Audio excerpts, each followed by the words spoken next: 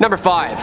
ISS UAP. In 2019, 35-year-old Russian astronaut Ivan Wagner was working aboard the ISS as a first-time crew member, where he and fellow Russian Anatoly Ivanishin are working with Chris Cassidy, the American commander of the expedition. NASA didn't mention Wagner's video in a blog update about the mission and hasn't since, which makes this case a little fishy. Wagner was orbiting the Earth aboard the ISS and might have actually captured footage of potential UFOs, or better known now as UAPs, while recording a video of the aurora lights behind the Earth's beautiful curves.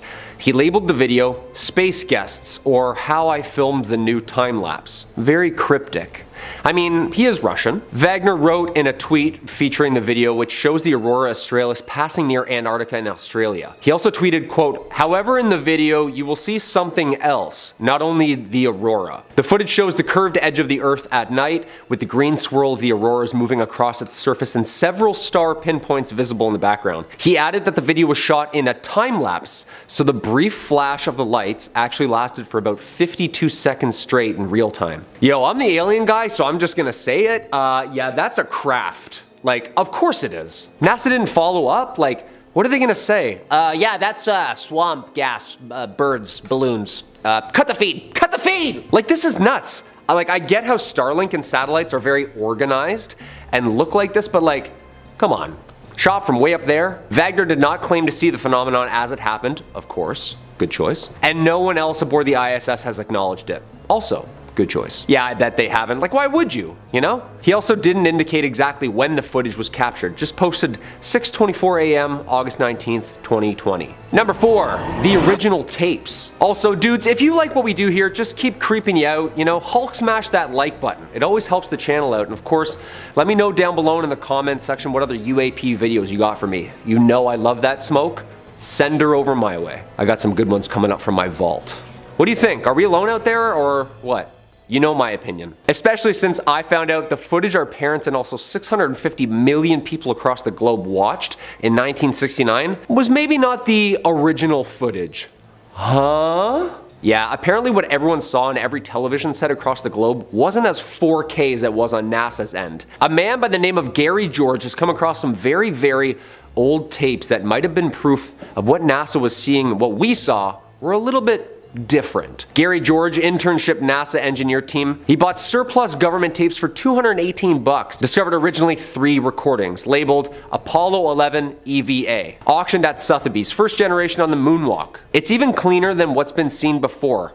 It's like a live HD stream to NASA. Okay, so hold on. NASA had a clearer copy this whole time? Like, I get it. Maybe they had a bigger budget, you know, but why did it take so long for these clearer tapes to come out? Like, it's 2019. That's a long time after just accidentally stumble across clear moon landing tapes, no? Like, why was NASA content on only letting us see these grainy, old recorded from a static TV videos when they had these HD B-reels of the moon? I'm thinking so that we can't see what's in the background or what's flying around at them. I don't see a lot of stars in that video. I wonder how long it'll take before Robert Bigelow or Tom DeLonge to get their hands on them, huh?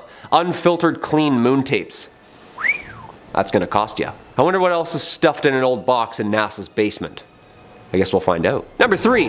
Lost in space. During the 60s, the space race was on between the Americans and the Russians. A race to be the first to figure out what it is to put something or someone up above the clouds in a little metal box to just go and explore planets. Yeah. Although today we tend to look back at the space race with the Soviet Union as a competition we were destined to win, it was actually the Soviets that secured many of the early victories. American officials at the time weren't only worried about Soviet prestige winning out, they had very real concerns about Soviet space dominating and providing them an ultimate high ground in the next global conflict. While NASA's efforts were widely publicized, but sometimes the Soviets made it a point to never really announce a space mission until days after it was completed. Apparently this allowed them to maintain control over information sharing, oddly only the missions that went well, and maybe not all those failed tests also. The Giudica Cordiglia brothers from Italy were former amateur radio operators who apparently caught some homemade home audio recordings which allegedly proves the Soviet space race covered up some cosmonauts' deaths in the 1960s during trial and error. Yeah.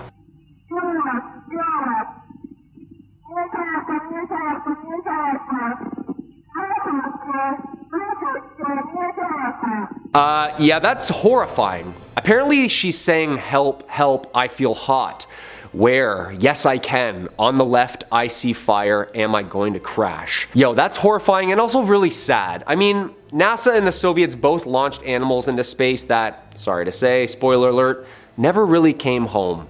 Dogs, monkeys, lots of weird stuff happened in the early days of NASA. NASA also hasn't issued a statement since the audio recordings have made waves on the internet, but if the two brothers with an antenna and headphones in a basement can pick that up, what's NASA heard and recorded, huh? Number 2, The Dark Side of the Moon. Yeah, not just an absolute banger of an album by Pink Floyd, but also the most terrifying and mysterious places in our galaxy. The Dark Side of the Moon. NASA apparently does hear some pretty weird stuff in its time. Since its erection in the late 50s, the engineers, computer whizzes, and astronauts have all seen and heard some pretty weird stuff. Yeah, they sign non-disclosures, people. They can't really talk about anything. Buzz Aldrin is the only one who kind of dances on the line of non-disclosure and who gives a shit. You know what I mean? But he's old. So what exactly did the Apollo 10 astronauts hear when they were on the far side of the moon that NASA can't talk about and still can't? I mean, 1969 was a great time for tunes, right? Just hopefully not alien tunes. Despite what you may have heard, it's true that the Apollo 10 astronauts heard strange sounds behind the moon. They described it as outer space type music. But that's a very simple non-alien explanation for what crew members were hearing, and it's been public knowledge since the 70s. In the audio recordings from the Apollo 10 mission, astronaut Gene Cernan, who was piloting the lunar module, asks John Young, who was piloting the command module, if he hears that whistling sound. Cernan calls it music and says it even sounds outer spacey. Finally, Young says, "We're gonna have to find out about that. Nobody will believe us." Whistling sound? Yeah. Woo! Look at your... Yeah, it sounds like, outer space type music. Yeah, that's absolutely terrifying. Apparently we were on the other side of the moon for like a whole hour without command being able to hear or communicate to respond. That's terrifying. You wonder why we never hear anything about the other side of the moon, huh? I wonder what's back there. And number 1, Bullseye. NASA's Double Asteroid Redirection Test, or DART, spacecraft has just beamed back the first image of its targets. The mini-moon Dimorphos, as well as its rock formation Titanus body it orbits, the asteroid Didymos. Yeah, I kinda knew about this way back when they kept it low, like really low. Kinda just happened out of nowhere. DART is a planetary defense test mission designed to impact the moonlet to alter its trajectory around Didymos, basically to catch you all up to speed here. If you've seen Armageddon, it's kinda where we're getting with this. The DART mission was launched at 10:20 p.m. on November 23rd, 2021, back during the pandemic. I watched this thing go up without any NASA pre-mission statement and I thought, that can't be good. SpaceX Falcon 9 rocket from the Space Launch Complex 4 at the Vandenberg Space Force Base in California, that's a mouthful, launched this puppy up into space to kind of give the moon a little nudge. Yeah. The spacecraft is scheduled to arrive at its target in late September 2022, and according to NASA officials, which as of yesterday are right on schedule. The spacecraft has now captured the first images of its double target asteroid anomaly, which includes the moonlet it will crash into called Dimorphos, spinning around the asteroid called Didymos. Once it's slammed into Dimorphos, NASA will make observations of the asteroid from Earth to discern whether the spacecraft was able to alter the asteroid's trajectory or not. Yeah, basically, if it does, that means the method can be used to avert potentially hazardous asteroids on a collision course with Earth. If it doesn't, well, we gotta call our alien buddies for a ride, you know? If proven effective, this spacecraft design could potentially be scaled up to deflect an Earth-bound asteroid. The spacecraft is still 20 million miles away from the asteroids at the point of this picture, so they appear a little indistinguishable. Looks like a little star. NASA will live stream the impact event later this month, apparently. Hopefully with some 4K live NASA, not this grainy film stuff we're used to seeing. The space agency announced live coverage of the DART impact would begin at 6 p.m. on September 26th. It will air live on NASA TV. Hey, I've seen Armageddon. I know what's up. I'm sorry, AJ. You go take care of my little girl. Gets me every time. It's a great movie, great movie. Number 5, Space Camp. Starting this list off, we arrive at the Apollo 8 mission. Well, 7 other missions before it, but it was a little rocky back then, you know? The early days. But Apollo 8 was the first fully crewed spacecraft to leave low Earth orbit and the first human spaceflight to reach the moon. Frank Borman, Jim Lovell, and Bill Anders, aka the crew, orbited the moon 10 times without landing. December 21st, 1968. The Apollo 8 astronauts returned to Earth on December 27th, 1968. Now, here's the scary part. Apparently, while they were up there, they claimed to have seen some pretty strange stuff. Some weird lights, glowing moving balls, and apparently bonfires all over the moon. What? Yeah, apparently the men said it looked like smoke and small bonfires when visiting the far side of the moon. When the capsule passed behind the moon for 45 minutes, the crew claimed to have seen multiple lights coming from the surface. And thankfully, NASA even transcribed what they heard. Borman says, bonfires. Anders says, campfires. All in all, we have astronauts puzzled at what they're seeing. 7 months later, Apollo 11 is performing a mission orbiting the moon and captures apparently a bunch of things that are out of the ordinary. Buzz and Collins both claim to have seen things like lava flowing, aliens parked on craters, to even small bonfires and flickers on the surface. Of course, there's no oxygen on the moon, so what could have caused the fire and the smoke? Number 4, air buds. As always, dudes, if you dig what we do here on Top 5 Scary, hit that thumbs up button or leave a comment down below. It really helps us out. What's the biggest NASA secret you know of? Let me know down below. I'll check it out.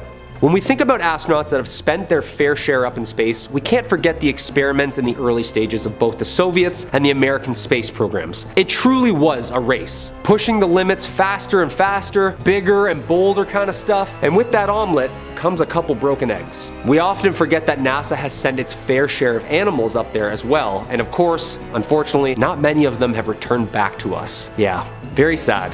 Science is one of those things where its benefits are tremendous, but the hypothesis parts sometimes are a little dark and grim. We remember Laika, the space dog, and her 103-minute cosmic journey aboard Sputnik 2, but let's not forget the infamous Able and Baker. This was the American version of Laika. Only a year later, too. 1959, the United States launched one female rhesus monkey named Able and one female squirrel monkey named Baker into space. This mission lasted only 15 minutes, and they both safely returned back home. Their predecessors, not so lucky. See, a couple of animals have yet to return from their space mission. Mice, geckos, dogs. It was a different time. To announce their successful flight, NASA unveiled Able and Baker to journalists in the same room where just a month prior, they had introduced the Mercury 7 crew as the country's first human astronauts. Big jumps, right? Sadly, after the training and missions, both animals passed. But you can visit them at the Smithsonian National Air and Space Museum where they're both on display. A little dark and grim, but we pay homage. Number 3, Valkyrie. NASA has been experimenting with a little bit more tech in the last 20 years. A little bit more robotics instead of fitting humans into a capsule. Seems like this next project has been in the works for some years, but under silent lock and key until recent years. Valkyrie is the name of the NASA's new semi-secretive AI project. Taken from Norse mythology, Valkyrie is designed to be a robust, rugged, and entirely electric humanoid robot capable of operating in degraded or damaged human-engineered environments. The NASA R5, aka Valkyrie, is the size of a full human adult with a 7-digit price tag, putting it a little bit more expensive than the very terrestrial Tesla bot. This robot was originally built for the 2013 DARPA Robotics Challenge. The 6-foot, 300-pound piece of machinery represents the future of space exploration. It's the first step towards a goal of human colonization on Mars and other planets in our solar system. Dude, this is nuts!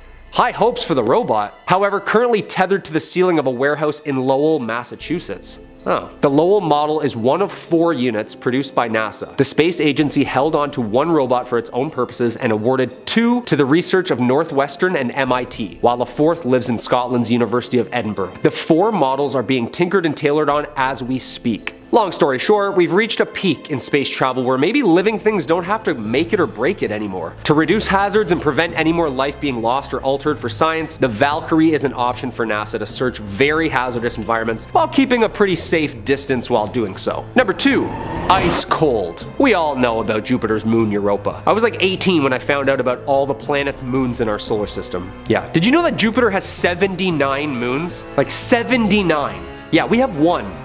Like, we know nothing, Jon Snow. Well, maybe we know something, because apparently we found traces of water on a couple different rocks now. Europa, the 6th largest moon in our solar system. It was discovered in 1610, and ever since then, we've kind of wondered what's on it. In 1979, the 2 Voyager spacecrafts passed through the Jovian system, providing the first hints that Europa may contain liquid water. The ground-based telescopes on Earth, along with the Galileo spacecraft and telescopes, have increased scientists' confidence for a European ocean. Yeah, cue NASA's Sesame program. Scientific exploration subsurface access mechanism for Europa. Sesame will not drill, however, but actually thaw its way under the icy ocean, and from there will operate small probes to conduct an array of research on biology, sediment, gases, and of course what we're all hoping for, humanoid mermaid-looking aliens. However, the part that really has NASA's attention is all of the tectonic activity beneath said icy shelf, meaning that somewhere in the middle, there's warm water flowing under with currents. Yeah, creepy. In 2011, NASA awarded Stone Aerospace $4 million to fund Phase 2 of Project Sesame. Phase 2 of the project consisted of testing the cryobot in Alaska in 2015. Phase 3 of the project will use a swarm of tiny robots the size of cell phones to whisk through the water beneath the thick icy shelf of Jupiter's moon, looking for evidence of alien life. The tiny robots would be released underwater, swimming far from their mothership to explore a new world. Basically, the cryobot melts its way through the subglacial lake, collects samples, resurfaces, and comes back home. Yeah, seems like an alien movie plot just ready for scripting, huh? And number 1, Artemis 1. So we haven't been back to the moon since 1972, but why?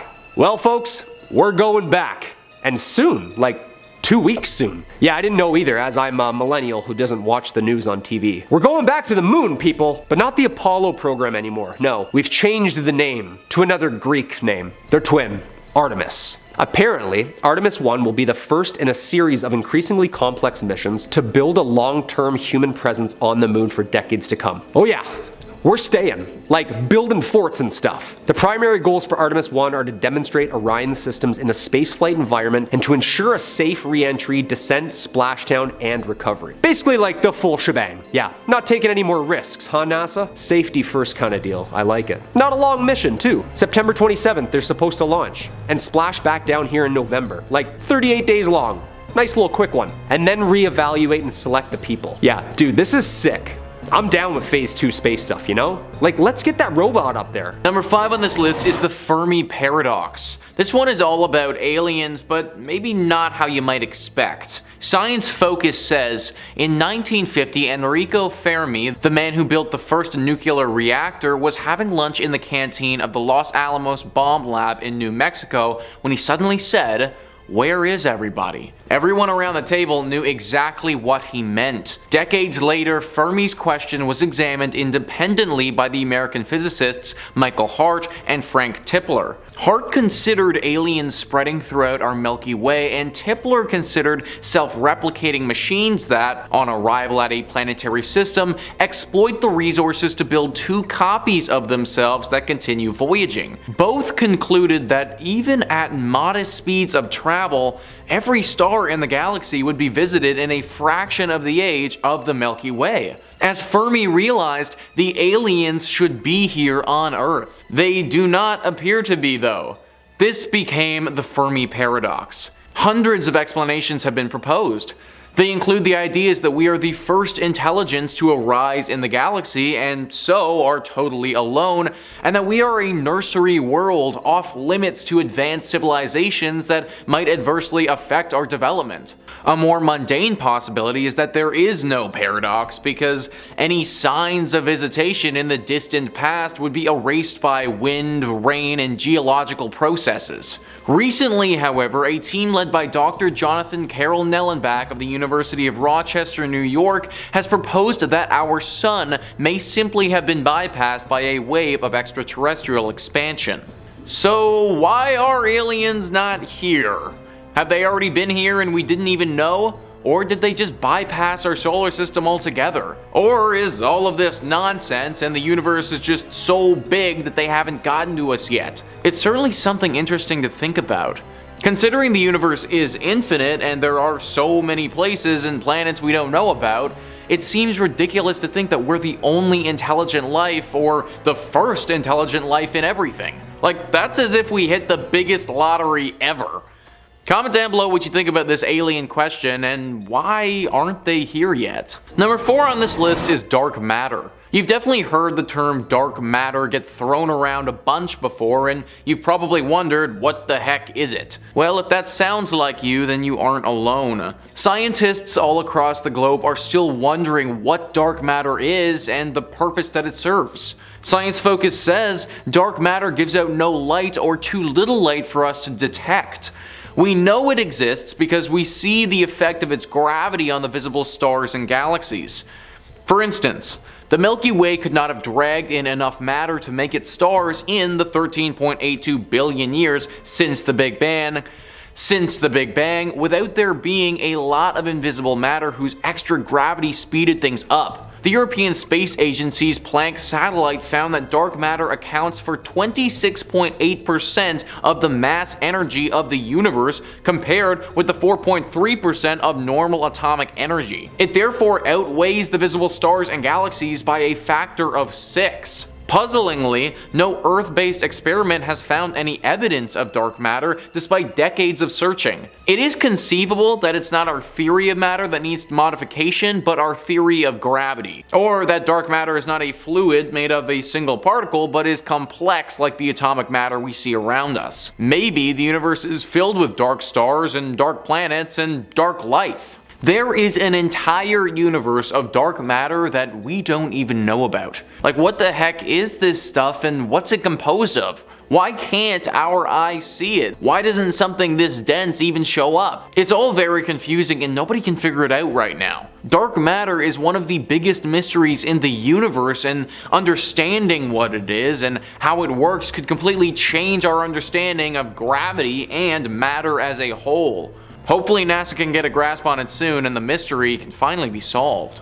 Number 3 on this list is the central black hole. At the center of almost every single known galaxy in the universe, which there are about 2 trillion of, there is a huge black hole just chilling in the middle. These aren't your everyday typical black holes though, they are gargantuan in size and weight. Some of these beasts weigh around 50 billion times that of our sun. Just an absolutely insane number that our brains truly can't really comprehend. But how did this absolute unit of a black hole get there, and why is it so big? Well, NASA doesn't really know, and they are desperately trying to find out. Black holes are one of the most interesting things in our universe, and one of the things that we know very little about. The question of where does a black hole actually go to will probably never be answered because we'll never be able to go inside without getting completely crushed into oblivion. But figuring out why they're in the middle of pretty much every notable galaxy is important. If we can understand this, then we can understand how a galaxy is formed and potentially the lifespan of certain galaxies. Also, knowing what creates these black holes will help us better understand them and see if our planet will ever be at risk of such a disaster.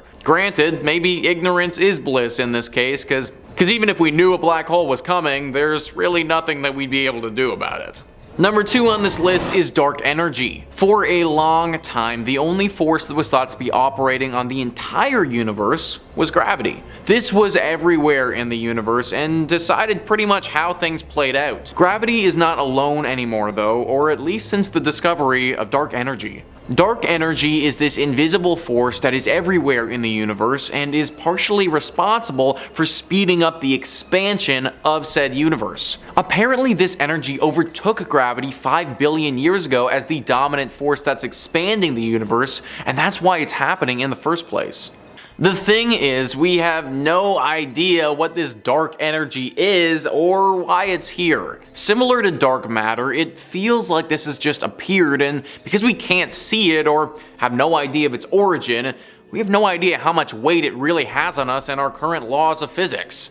Apparently 2/3 of the energy mass of the universe is made up of this stuff, and we have no idea about it. That's kind of scary if you think about it, and it puts in perspective how little we know about things. Oftentimes, I think we fall into a trap assuming that our species is far more advanced than it actually is, but when you consider that we have no idea where 2/3 of the energy mass in our universe came from, or what it is, It really brings you back to reality. I feel like this might be one of the hardest mysteries on this list to solve, and it's gonna take a while. And number one on this list is the multiverse. What seems to be the staple of a plotline of any good sci-fi movie these days is the multiverse, something that we truly know nothing about. The theory is basically that there is an infinite number of universes with an infinite number of possibilities and outcomes, and it's all just freaking infinite and honestly kind of hurts my brain to think about for very long. But is there any substance to this theory? How will we be able to know if it's true or not, and what would that mean for us? So the multiverse theory all comes from another theory called inflation theory. Inflation theory is the thinking that in basically a second, when our universe was just a baby, everything started inflating and growing super fast, expanding outwards in all directions. Now, it's thought that the inflation of our universe stopped 14 billion years ago, but that when our universe stopped, the beginning of another started, and so on and so forth. It's very complicated, and in all honesty, I don't really understand all of it, but that's the bare bones. There's also the thinking that because life is so hard to support, as in you need so many things to go right in the universe, it seems extremely unlikely that if there is only one universe, life would have actually formed. If there were multiple or infinite universes, there would be enough chances though that one or more are bound to have the necessary things to create life. Either way, if this is true, then it obviously changes a lot of things about how we view our universe and the role we play in it. Maybe there's another version of you just chilling in a totally alternate universe right now, except instead of hands, you have wings or something. A little ridiculous, I know, but if universes are infinite, then you never know. Number 5. Al Worden. American test pilot, engineer, and NASA astronaut Alfred Merrill Worden was the module pilot for the Apollo 15 lunar mission in 1971. One of the 24 people who have flown to the moon. Woo! He's got a couple of firsts, though. He orbited it 74 times in the command module. He was the first to drive a moon car. After Apollo 15 reached lunar orbit and his crewmates departed, and Worden spent 3 days alone in his module. That's terrifying. Traveling the furthest out from any other human. After he returned, the crew and him became involved in a NASA controversy, however. Not over leaked alien info, but over postage stamps they had taken to the moon. Yeah, big no-no apparently. They were reprimanded by NASA and did not fly in space again. Worden remained at NASA until 1975, then entered a private sector.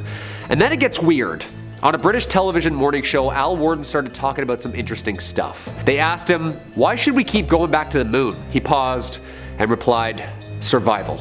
Survival of our species." Worden also rejected the notion that humans could colonize planets within our solar system, calling them unsustainable. Then he claims he knows where to find habitable planets. When pressed on aliens if he believes them or not, he said, "Yes. You know, I've been asked that question hundreds of times. Yeah, we are the aliens though. We just think there's somebody else. But we were the ones who came from somewhere else because somebody else had to survive. They got in their little spaceship and they came here and they landed and they started civilization here. And if you don't believe me, go get books on the ancient Sumerians and see what they have to say about it. They'll tell you right up front." End quote.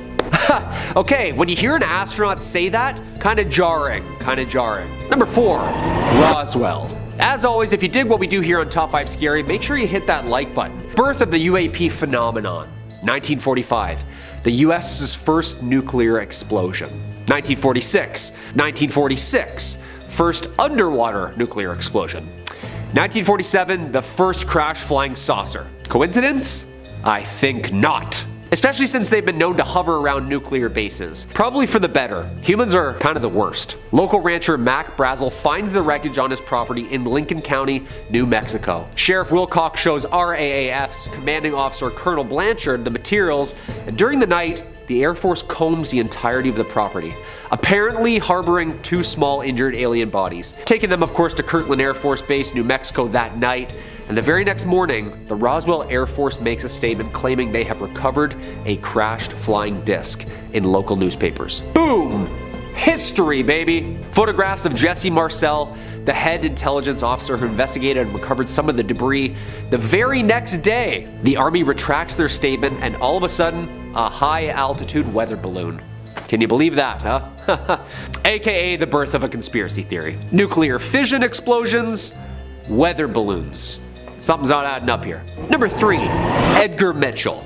Edgar Dean Mitchell was a U.S. Navy officer aviator, test pilot, engineer, NASA astronaut, and of course, a ufologist. Ufology is the pseudo term for somebody who studies the UFO phenomenon. I don't think there's a degree you can get that in. If so, I'm signing up. What school?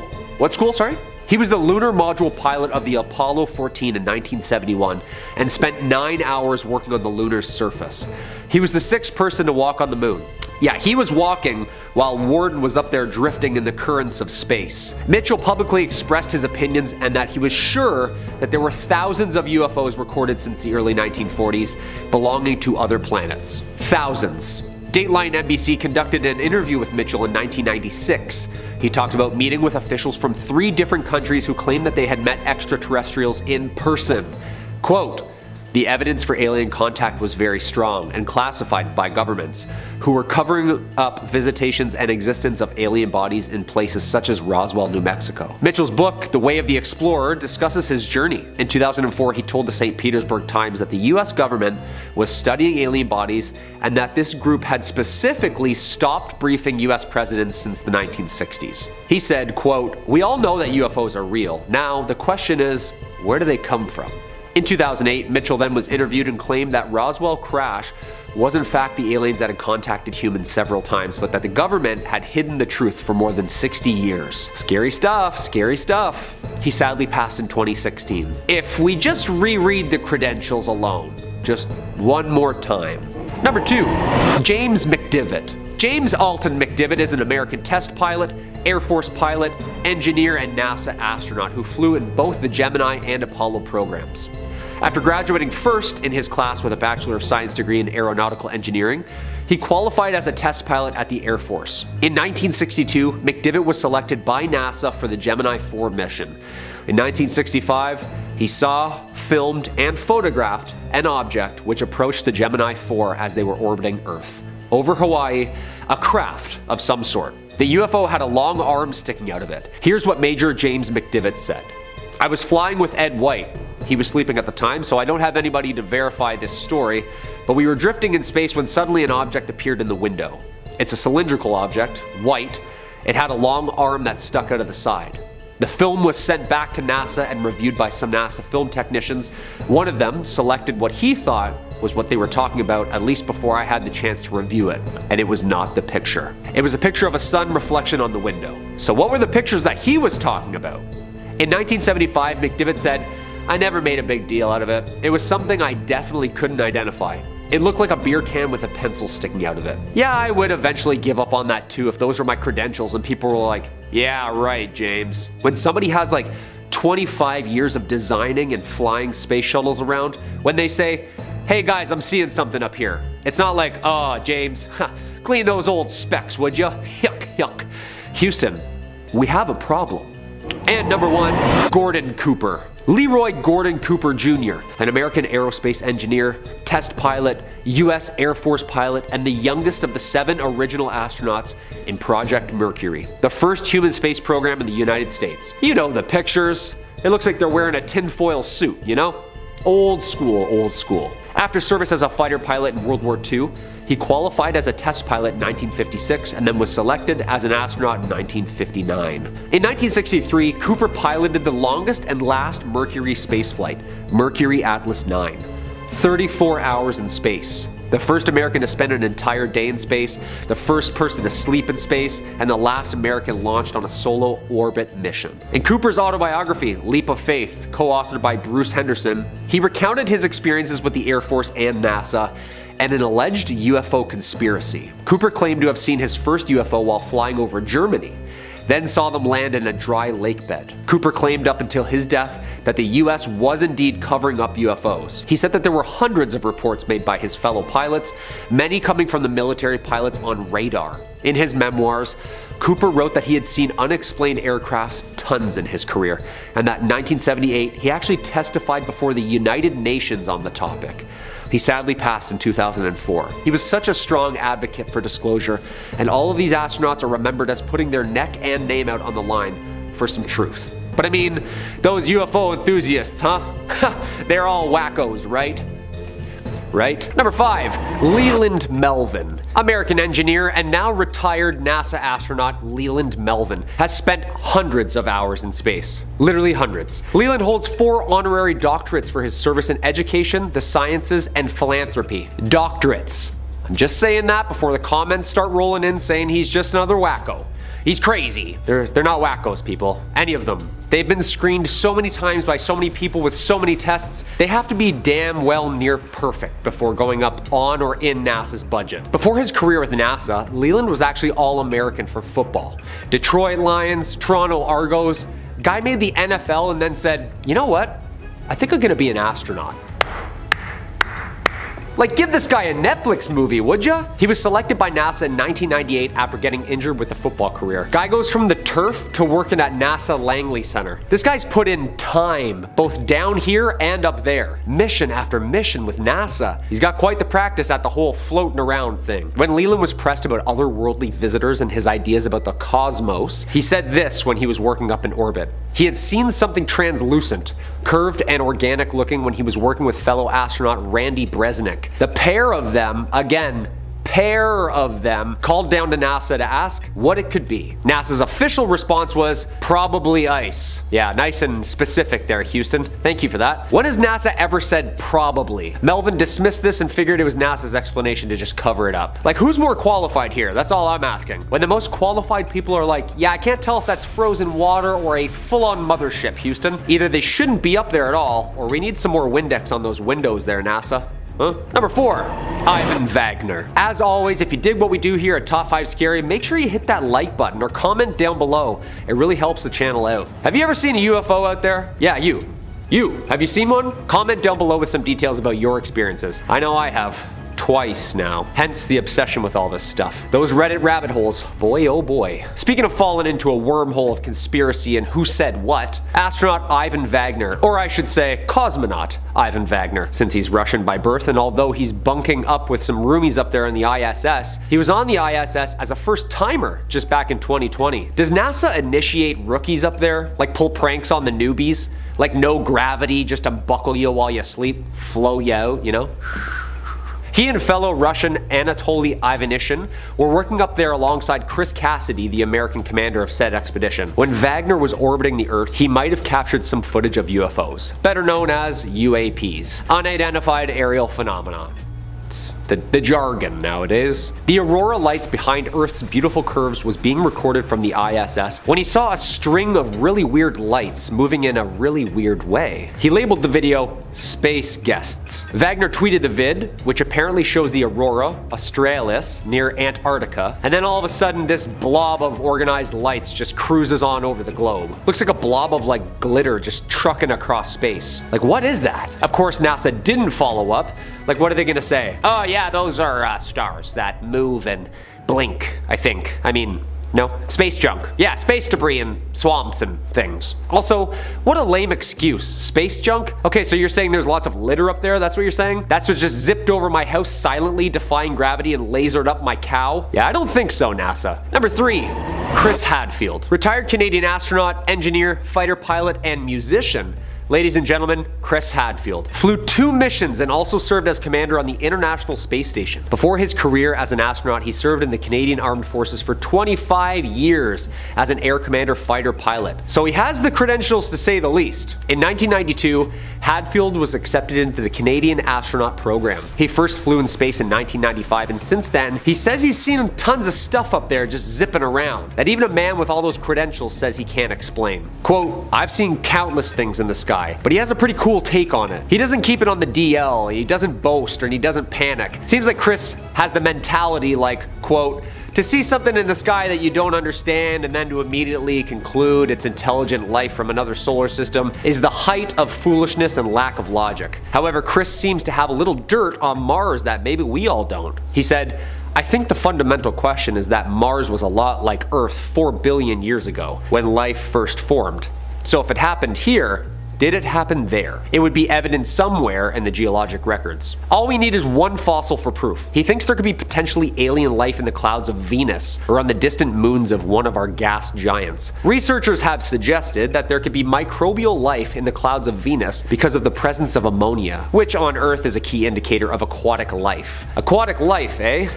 Atlanteans? Hadfield on the UAP phenomenon, quote, "We have 7 people living up there. We've been sending people to space since I was born. I spent half a year off planet looking everywhere. It makes no sense at all that intelligent life somewhere from not our solar system could cross interstellar space and just sneak around and only be caught on some strange video by fighter pilots. It just doesn't pass any basic sniff test or logic. It's fun, it's exciting, but if you use reason, the whole argument falls apart." End quote. Okay, Chris Hadfield, keep your secrets from now, you polite Canadian you. Wait till people start looking into Paul Hellyer, another very polite Canadian with some secrets of his own. Until then, you keep distracting us up there with that guitar, Chris.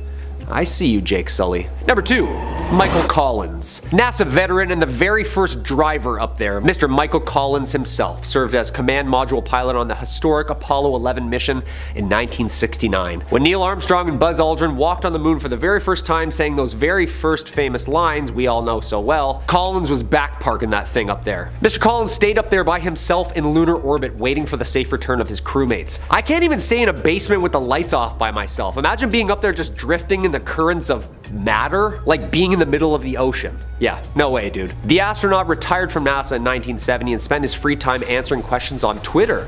Apparently, he has gotten some really interesting buzz. Mr. Collins invited the interweb to chat, saying, quote, "Are we alone? Hashtag Ask Michael Collins." And boy oh boy, did he get some responses. Everything from wackos who like aliens to very, very high-ranked generals and pilots who are apparently also wackos who like aliens for talking about this. Collins, quote, "I used to think that NASA sent me to the wrong place, to the moon, because I think Mars is a much more interesting place." End quote. Collins has talked about it in the past about the possibility of alien life existing beyond Earth and doesn't shy away from discussing the topic in full. In 1999, for instance, he even argued on the topic of life developing in other parts of this infinite cosmos. So maybe it has then. He wrote in his book saying, quote, "I am alone now. Truly alone, and absolutely isolated from any known life. Although I may feel like I'm the same person, I also feel that I am different from other people. I have been places and done things you simply would not believe." Collins circled the moon once every 2 hours. What's scarier, walking on an unknown rock that apparently no one's ever visited,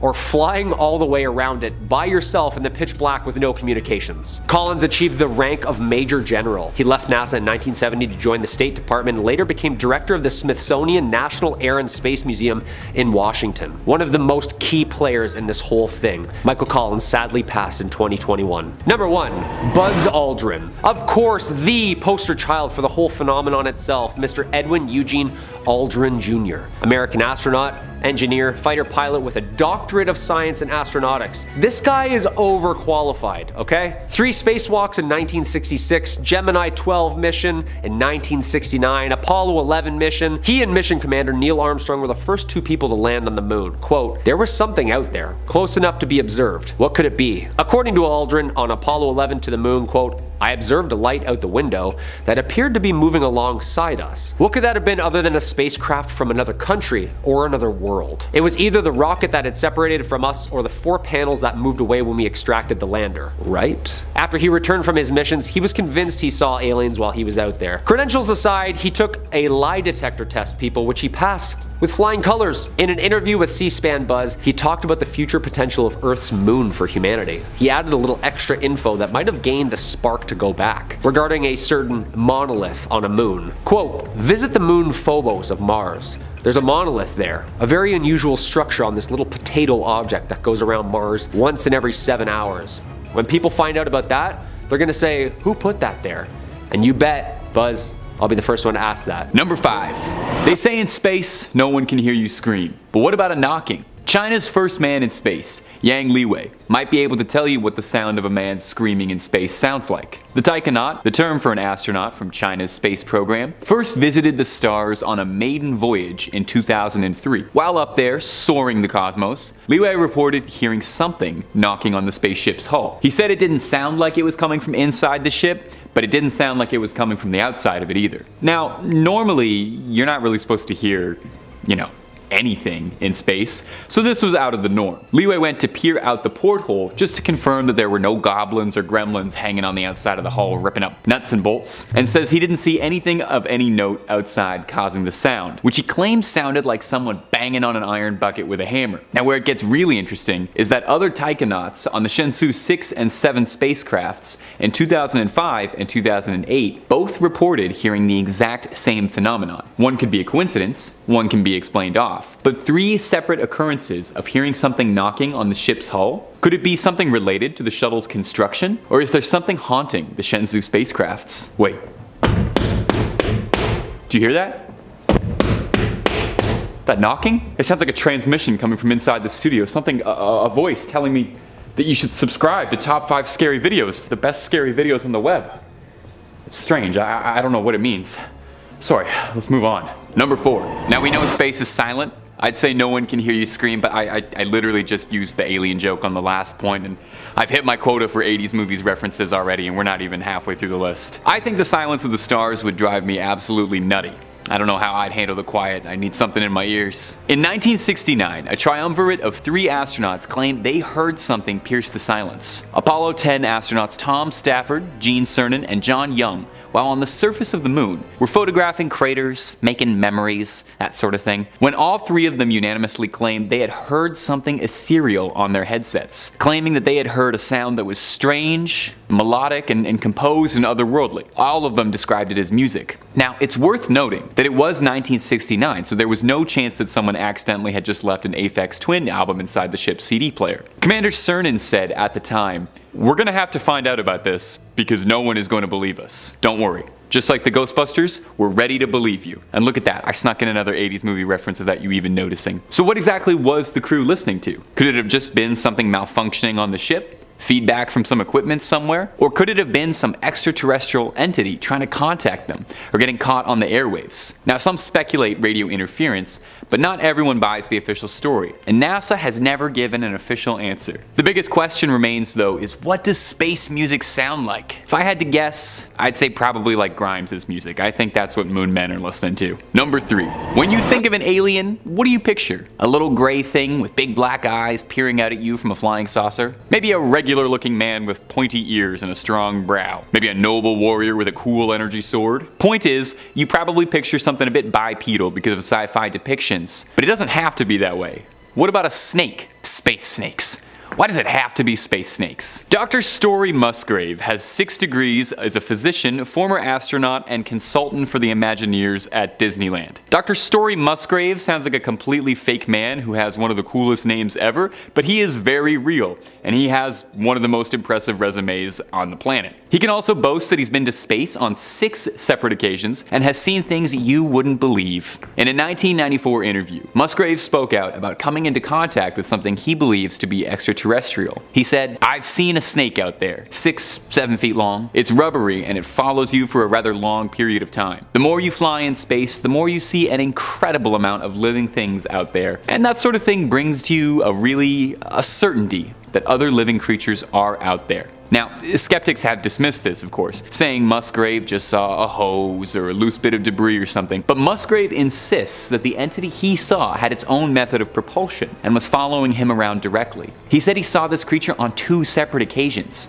Maybe it remembered him. Obviously, Musgrave is considered to be fairly reputable as far as NASA astronauts go, and I mean, if Disney trusts him, he must be pretty reputable. So it seems unlikely that he would tell a tall tale. When asked directly what he thought he saw up there, Musgrave said, "Living creatures far more developed as civilizations. They've been around for 100 million years, and we can't even conceive how advanced they are and the kind of things they're doing. That's why I make an effort to communicate. And I might be considered eccentric because I do, but I do tell them to come and get me." And you know what? Thank you, Musgrave. I'm glad someone is willing to be the spokesperson for aliens. Maybe offer them a ticket to Space Mountain. They might feel right at home at that. Or they might be very offended, I'm not sure. Number 2. Many who go to space see bizarre things that they can't explain. And yet many space travelers don't speak out about what they see, for fear of reprimandation, of being deemed nothing more than a tinfoil hat wearing loon. Russian cosmonaut Major General Vladimir Kovalyonok said on the matter, "Many cosmonauts have seen phenomena which are far beyond the experiences of Earthmen. For 10 years, I never spoke on such things."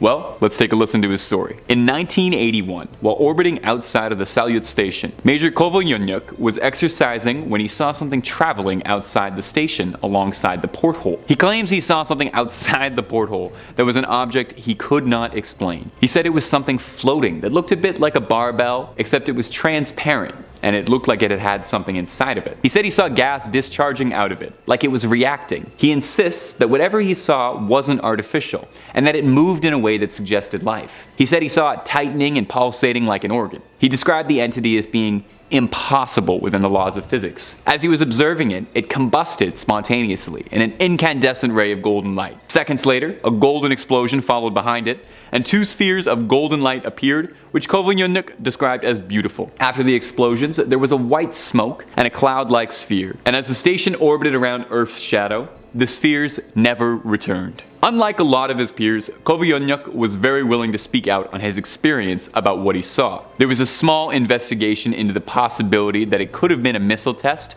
or a weapons test of some kind, but no conclusive answers were ever found. Whatever he saw, we may never get the truth. And to my Russian viewers, I am so sorry for that pronunciation. Number 1. Major Gordon Cooper is an American astronaut of some renown. The first astronaut to spend a full 24 hours in space, and the last American to spend a fully solo orbital mission. A renowned, reputable astronaut, he's very insistent about life beyond the stars. Near the end of a 22-hour trip around the planet in 1963, he claims that while ending orbit and returning home, he saw a glowing green ethereal orb following him approaching his capsule. The entity was even picked up by a tracking radar in Australia. And yet bizarrely, when he landed, reporters from NBC told him that they were barred from questioning him about the sighting and experience at all. This wouldn't even be Cooper's first experience with UFOs. In 1951, while on an Air Force mission flying over Western Germany, Cooper claimed to have seen metallic saucers flying in ways that would outmaneuver any American spacecraft. He said, "I believe these extraterrestrials and their crews are visiting this planet. Most astronauts are reluctant to discuss UFOs." Listen to this other quote from Cooper. "In the USA, every day our radar instruments capture objects of form and composition unknown to us. And there are thousands of witness reports and a quantity of documents to prove this. But nobody wants to make them public. Why? Because authority is afraid that people may think of God knows what kind of horrible invaders. We have to avoid panic by all means." Now, it sounds like Cooper is alluding to a cover-up.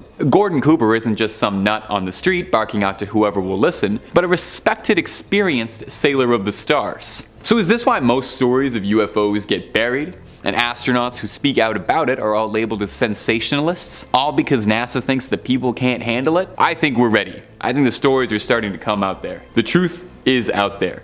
And we will find it. Number 5. The story of Edgar Mitchell. Edgar Mitchell is a storied man. He's part of an incredibly exclusive club out of 12 other people who can claim that they have seen the Earth standing on the surface of the moon. I assume they all have a group chat together. He's best known for typing 80 lines of code to save the Apollo 14 mission as it descended to the moon in 1971. He was the 6th man to ever walk on the moon, and he is a devout believer in aliens being out there. He insists that he knows that top government and military officials were hiding the truth behind aliens in New Mexico. He said it was a known secret that alien spacecraft were responsible for disabling nuclear missiles and shooting them down, supposing that aliens are directly involved in intervention to prevent us from destroying the planet. Which, if that's the case, I've got nothing but thanks to give for our extraterrestrial friends. Thanks for that. We're not that responsible. He goes on to insist that the Roswell incident was real, and the government had covered it up and buried it as a conspiracy theory to deter people from finding out the real truth, which he believes NASA thinks the public simply wouldn't be able to handle. In 2004, he told a Floridan newspaper that he knew of a secret cabal inside the American government that was responsible for studying alien bodies, and that after JFK, this group no longer answered to the president and didn't include the commander-in-chief in their briefings. Mr. Mitchell is quoted as saying, "They all know that UFOs are real. The question is, where are they coming from?" Now, NASA didn't quite have the same tune. NASA themselves obviously denied all of Mitchell's statements, saying that Edgar Mitchell is a great American, but we don't share his opinions on this issue. Well, of course. If you've been sitting on a secret for 60 years, you're not gonna fold over one guy, but a bunch of evidence? Well, maybe. My goblins, you know what time it is. If you've been digging the scares, stick around and subscribe for some scary stuff every single day.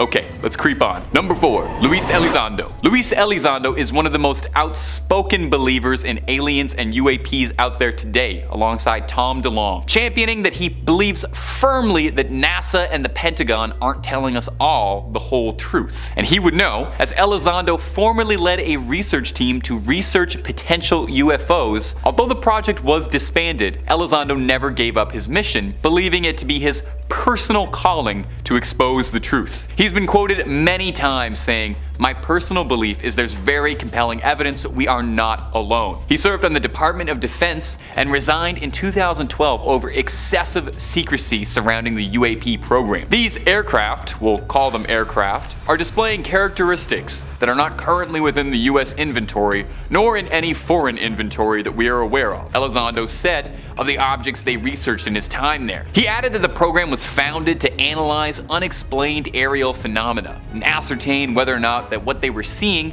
is a threat to national security or not. Kind of unnervingly, when asked about that, he said, "We found a lot. We identified anomalous aircraft that are seemingly defying the laws of aerodynamics." Which, oh hey, coming from the mouth of someone who worked at the Pentagon, that seems just a little bit suspicious, right? Right? Not just me? The quote continues, "Things that don't have any obvious flight surfaces, any obvious forms of propulsion, and maneuvering in ways that include extreme maneuverability beyond, I would submit, the healthy G-forces of a human or anything biological." Elizondo's gone so far in the past as to suggest that he thinks the US government has fragments of UFOs or UAPs somewhere, reverse engineering it to learn all their secrets. Sounds extremely like someone higher up didn't want people finding out about whatever Elizondo was getting onto. And why not? Number 3, the signal. Now when it comes to aliens, we all kind of assume in the back of our heads that our first direct contact with them is going to be very up close and personal. That they'll come down and hopefully we'll see them face to face or face to mandible, or perhaps we'll see their ships descending on us and it's already too late. But what if our first contact was something else? A radar signal, a noise through the silence of space. In 2003, astronomers working for the SETI, short for the Search for Extra Intelligence, a project dedicated to hunting for extraterrestrial life, were using a massive telescope to look to the stars. Now nothing much came of it except for a series of unexplained radio signals from the skies. These signals all disappeared over time except one, which was growing stronger and stronger. The signal comes from somewhere between the constellation of Pisces and Aries, and curiously, the signal is at a frequency that absorbs and emits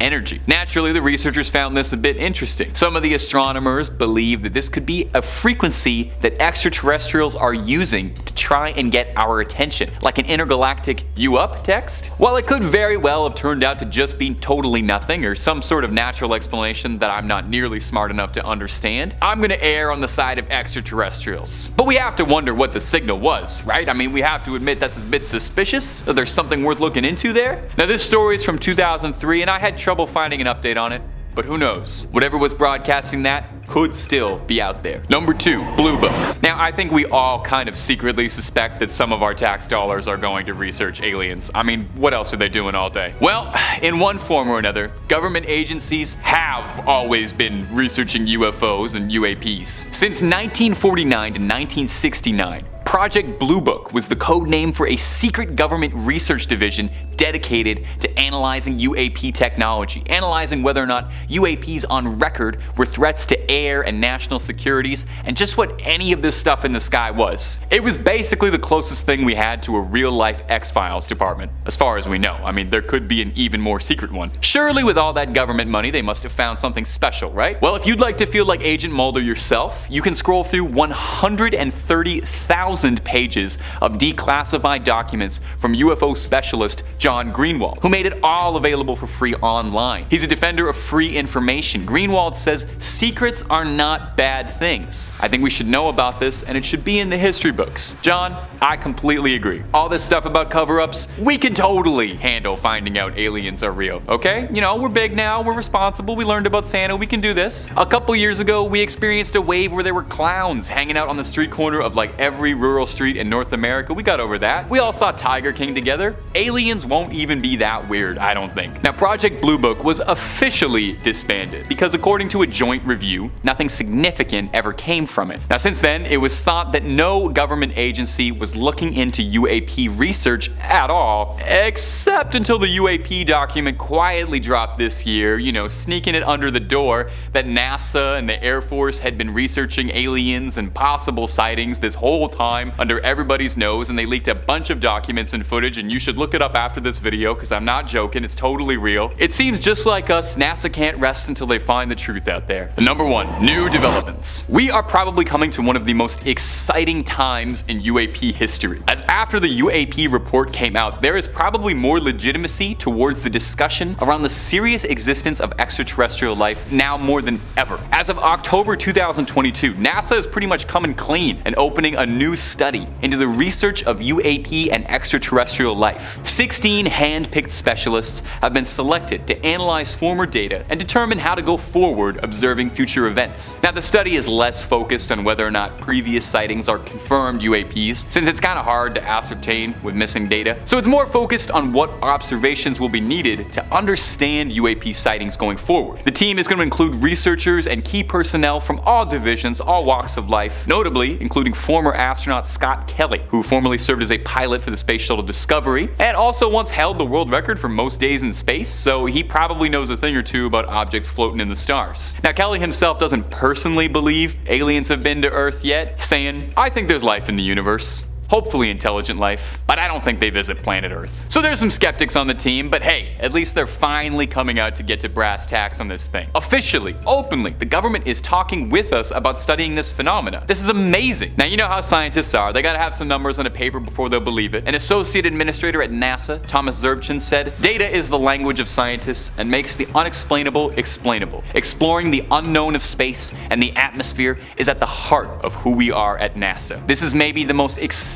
time in history to be a UAP fan." Number 5. Music on the Moon. In May of 1969, man had not yet set foot on the moon, and the United States and the Soviet Union were still locked in an expensive race to see who could get there first. Before the Apollo 11 mission could take Neil Armstrong to the moon's surface, where he could utter the famous words, "One small step for man, one giant leap for mankind," there was one more mission to complete. The crew of the Apollo 10's mission was to fly in orbit around the moon and launch its lunar module, which would go 15.6 kilometers above the moon's surface before returning to the main ship and returning to Earth.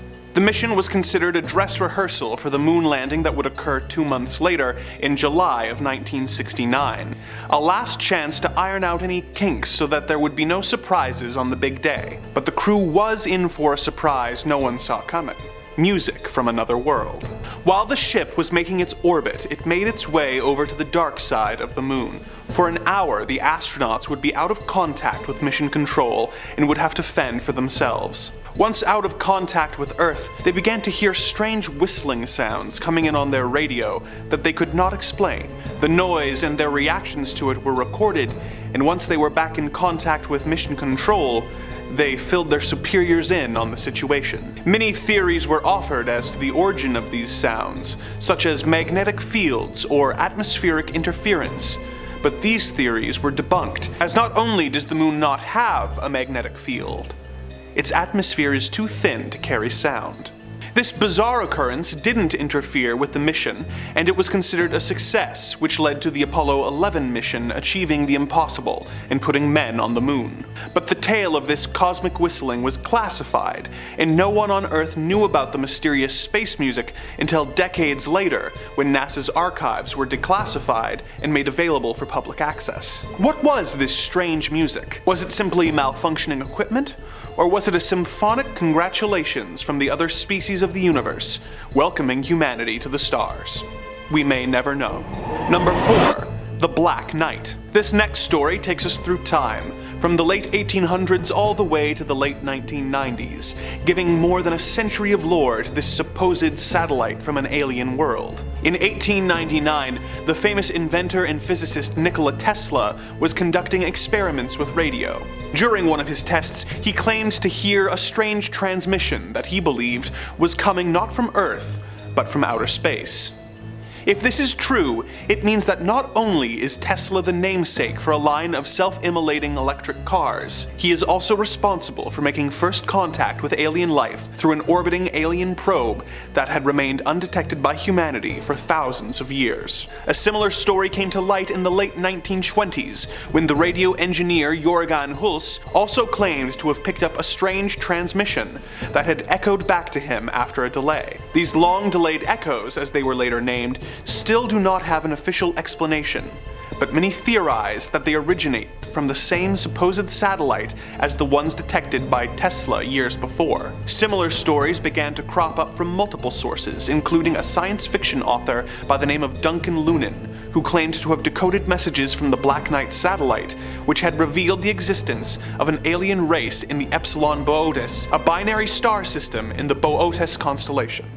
In 1954, a UFO researcher claimed that the United States Air Force had reported that they had evidence of 2 satellites orbiting the Earth, an unusual claim since no country had yet come up with the technology necessary to launch a satellite. In 1963, an astronaut named Gordon Cooper reportedly called in a UFO sighting while making his 15th orbit during the Mercury Atlas 9 space mission. However, this incident is notably missing from the official NASA mission log. The seemingly biggest boon of evidence came to light in 1998 during the STS-88 mission to the still under construction International Space Station, where the first US module was delivered to the ISS, making it an important mission in the history of space exploration. During the construction, one of the astronauts saw something unusual floating above the Earth and managed to snap a picture of it. This photo was latched onto by believers in the Black Knight satellite as proof of its existence. But as they often do, NASA decided to be no fun at all and crap in everyone's oatmeal. NASA claimed that the photo most likely showed simple debris. Space journalist James Oberg, a man with possibly the coolest sounding job title ever, theorized that it was a thermal blanket that had been confirmed lost by the mission that had made its way into the atmosphere and gotten tangled up into a strange shape before eventually burning up. Is there a satellite of alien origin orbiting the Earth that NASA doesn't want us to know about? Or are all these stories merely a combination of technical issues and enthusiastic theorists? Perhaps this is something to debate in the comments below. Number 3. The Brookings Report. In the year 1960, NASA's Committee on Long-Range Studies partnered with the Brookings Institute to create a report for the House Committee on Science and Astronautics titled Proposed Studies on the Implications of Peaceful Space Activities for Human Affairs. Not surprisingly, when talked about in general conversations between UFO and alien believers, it is referred to instead as the Brookings Report.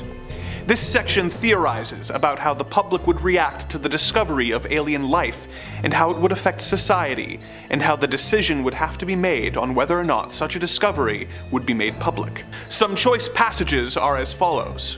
Anthropological files contain many examples of societies, sure of their place in the universe, which have disintegrated when they have had to associate with previously unfamiliar societies, espousing different ideas in different lifeways. Others that survived such an experience usually did so by paying the price of changes in values and attitudes and behaviors. Studies might help to provide programs for meeting and adjusting to the implications of such a discovery. Questions one might wish to answer by such studies would include: how might such information, under what circumstances, be presented to or withheld from the public, for what ends? What might be the role of the discovering scientists and other decision makers regarding the release of the fact of discovery? While it is important to note that the report does not state whether the government should or should not cover up the existence of alien life, should it be discovered, it does state that this is a choice that would have to be made. This report was developed relatively early in the history of space exploration and was presented to policymakers. So we do know that people in charge of government policy were presented with a document that floated the idea of hiding the discovery of alien life from the people of Earth. I don't think the writers of the report were trying to hide anything, but the fact that a report featuring a section on what courses of action should be taken if hypothetically alien life were discovered makes me wonder if this was actually just a way to get the answers they needed without revealing the true implications of the report to the writers. Number 2. why is NASA altering photos? NASA has a program called Picture of the Day where, predictably, they post a photo from their various rovers and satellites onto the internet every day for public consumption. One day in late 2014, the photo they posted was a picture taken by NASA's Cassini orbiter of Saturn's moons, Dione and Titan. It is a stunning photograph, but one internet commenter found something he did not expect when he downloaded and adjusted the photo. While adjusting the contrast and brightness of the photo, he found that it revealed a huge object behind one of the moons that was giving off a rainbow-like aura. Even more disturbing, he saw the photo had been altered with black markings covering whatever it was behind the moon, proving that NASA had altered the photo before posting it. He took his claims online where they started receiving some attention, but before long he received a comment from someone he was not expecting. The person who had edited the original photo. A NASA employee who explained that the photo was not edited to try and hide any alien craft, but to make up for the technical limitations of the Cassini orbiter as it photographed the two moons. As she explained it, Cassini takes color photos by snapping 3 sequential photos through red, green, and blue filters.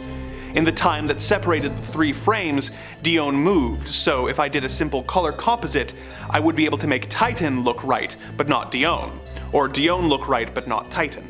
So, I aligned Dione, cut it out, then aligned Titan, and then had to account for the missing bits of shadow where the bits of Dione had been in the 2 of the 3 channels. While this does seem to be a plausible explanation as to why the photo was edited, the original poster remained skeptical. He believed it was possible that NASA had ordered the photo altered before posting it, and then released the explanation once they were caught. Of course, one could argue that if NASA had taken a photo that featured a UFO, and they didn't want the public to know about it, they could have just not posted the photo at all, rather than trying to Photoshop it out and hoping that no one noticed. Number 1. What is NASA hiding at the North Pole? In 2016, a researcher came forward claiming to have proof that NASA was trying to cover up something at the North Pole. He provided older satellite images that seemed to show some kind of crater or hole at the top of the Earth. He believed that this was evidence that supported the hollow Earth theory.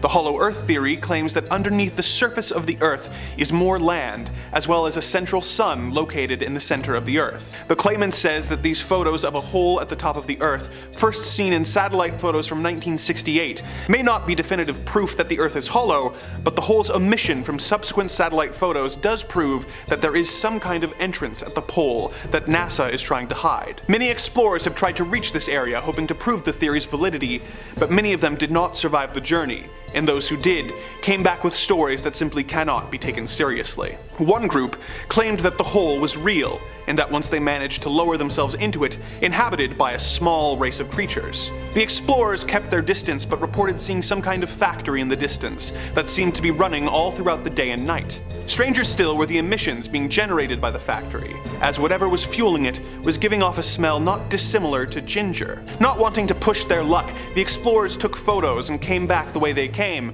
but when they checked their cameras, they found that some kind of magnetic interference from the pole had wiped their camera's memory cards. They came forward with these claims, and NASA firmly denied that their claims had any validity, saying that the explorers were simply mad or looking for attention. However, another government agency, NORAD, has been more forthcoming about what is happening at the North Pole, and released a report stating that it is a consistent site of UFO activity. Every year around the winter solstice, they've reported a small flying craft exiting the North Pole and traveling around the world at super speeds, seeming to visit every country on Earth in just one night, before returning to the pole and not being seen again until the next year. What is this strange craft? Is it traveling around the Earth in order to spy on its people? Is it friend or foe? What is the purpose of the bright red light shining at the head of the craft? Is it connected to the explorers' stories? And if so, why has NASA not come forward to us with information? Number 5, is there life beyond Earth? Now, while today we're exclusively talking about NASA's perspective on things, I'm a firm believer that aliens are out there somewhere, possibly poking their head near Earth from, time to time, watching us be, well, idiots. Every week, it's getting a lot easier to believe in aliens. If you haven't been keeping up with all the government whistleblower stuff, I'd recommend looking into it like ASAP. Especially the David Grush whistleblower reports. Easily some of the most credible reporting that's ever happened when it comes to this out-of-the-world stuff. No matter how improbable the origin of life on Earth may have been, and I promise I will get to that, there should, in theory, be many other living planets in the universe. Look, there are about 100 billion galaxies in the observable universe, each containing tens of billions of stars. Many of these stars have planets, so even if life only forms on one planet out of every trillion, the number of life-bearing planets in the universe should be, according to my calculations, a lot. I wasn't good at math in high school, and I'm still not good at it now, but trust me, the science says there should be quite a few. Feel free to do the math for yourself. In our own solar system, a few locations appear to be hospitable to microbial life. The planet Mars, the subsurface ocean of Europa, which is one of Jupiter's Galilean moons, and maybe the warm interior of Saturn's satellite Enceladus. I swear I looked up how to pronounce that one, but if I butchered it, I blame the headache I've had all day. Mars is pretty popular for theories of Martians, be it previous beings who lived there or current elusive populations. The discovery of Martian bacteria, either extant or extinct, would immediately tell astrobiologists that life is extremely common in the universe. So far, however, nothing has been found, although there's plenty of evidence that Mars was warmer and wetter in its distant past. Casting their wets a little bit wider, astronomers are just starting to sniff out the atmosphere of exoplanets, which is a whole other can of worms. I only just learned about them this year, and that's a whole other video. But an exoplanet or extrasolar planet is a planet outside of the solar system. The first possible evidence of an exoplanet was noted in 1917, but was not recognized as such, making the first confirmation of detection happening officially in 1992. A different planet, initially detected in 1988, was confirmed in 2003. As you know, of the time of my chattering today, there are 5,484 confirmed exoplanets in 4,047 planetary systems, with 875 systems having more than one planet. Not to overstate the obvious, but that's a lot. And I'm pretty sure that's without counting the planets that have been swallowed by black holes. If a planet's atmosphere turns out to contain substantial quantities of oxygen and methane, it's almost certain it must have living organisms on its surface. On Earth, it took billions of years for life to evolve from single cellular organisms to anything bigger than the itty-bitty Annabelle doll that lives on my desk. Looking for microbial life may therefore give us the best chance of success. On the other hand, that restricts the search to planetary systems in our immediate neighborhood. That's why some researchers are trying to eavesdrop on the radio communications of alien civilizations. If they exist, they could be picked up from the other side of the Milky Way, but that assumes that the biological evolution of life necessarily leads to intelligence and technology. For now, no matter how likely the existence of extraterrestrial life seems, it is still technically an unproven hypothesis. I doubt how much longer though with how many whistleblowers and informants coming forward. Number 4, the Big Bang Theory. Alrighty, I'll allow a single moment for everyone to mentally let the Bare Naked Ladies theme song from the popular sitcom run through their head.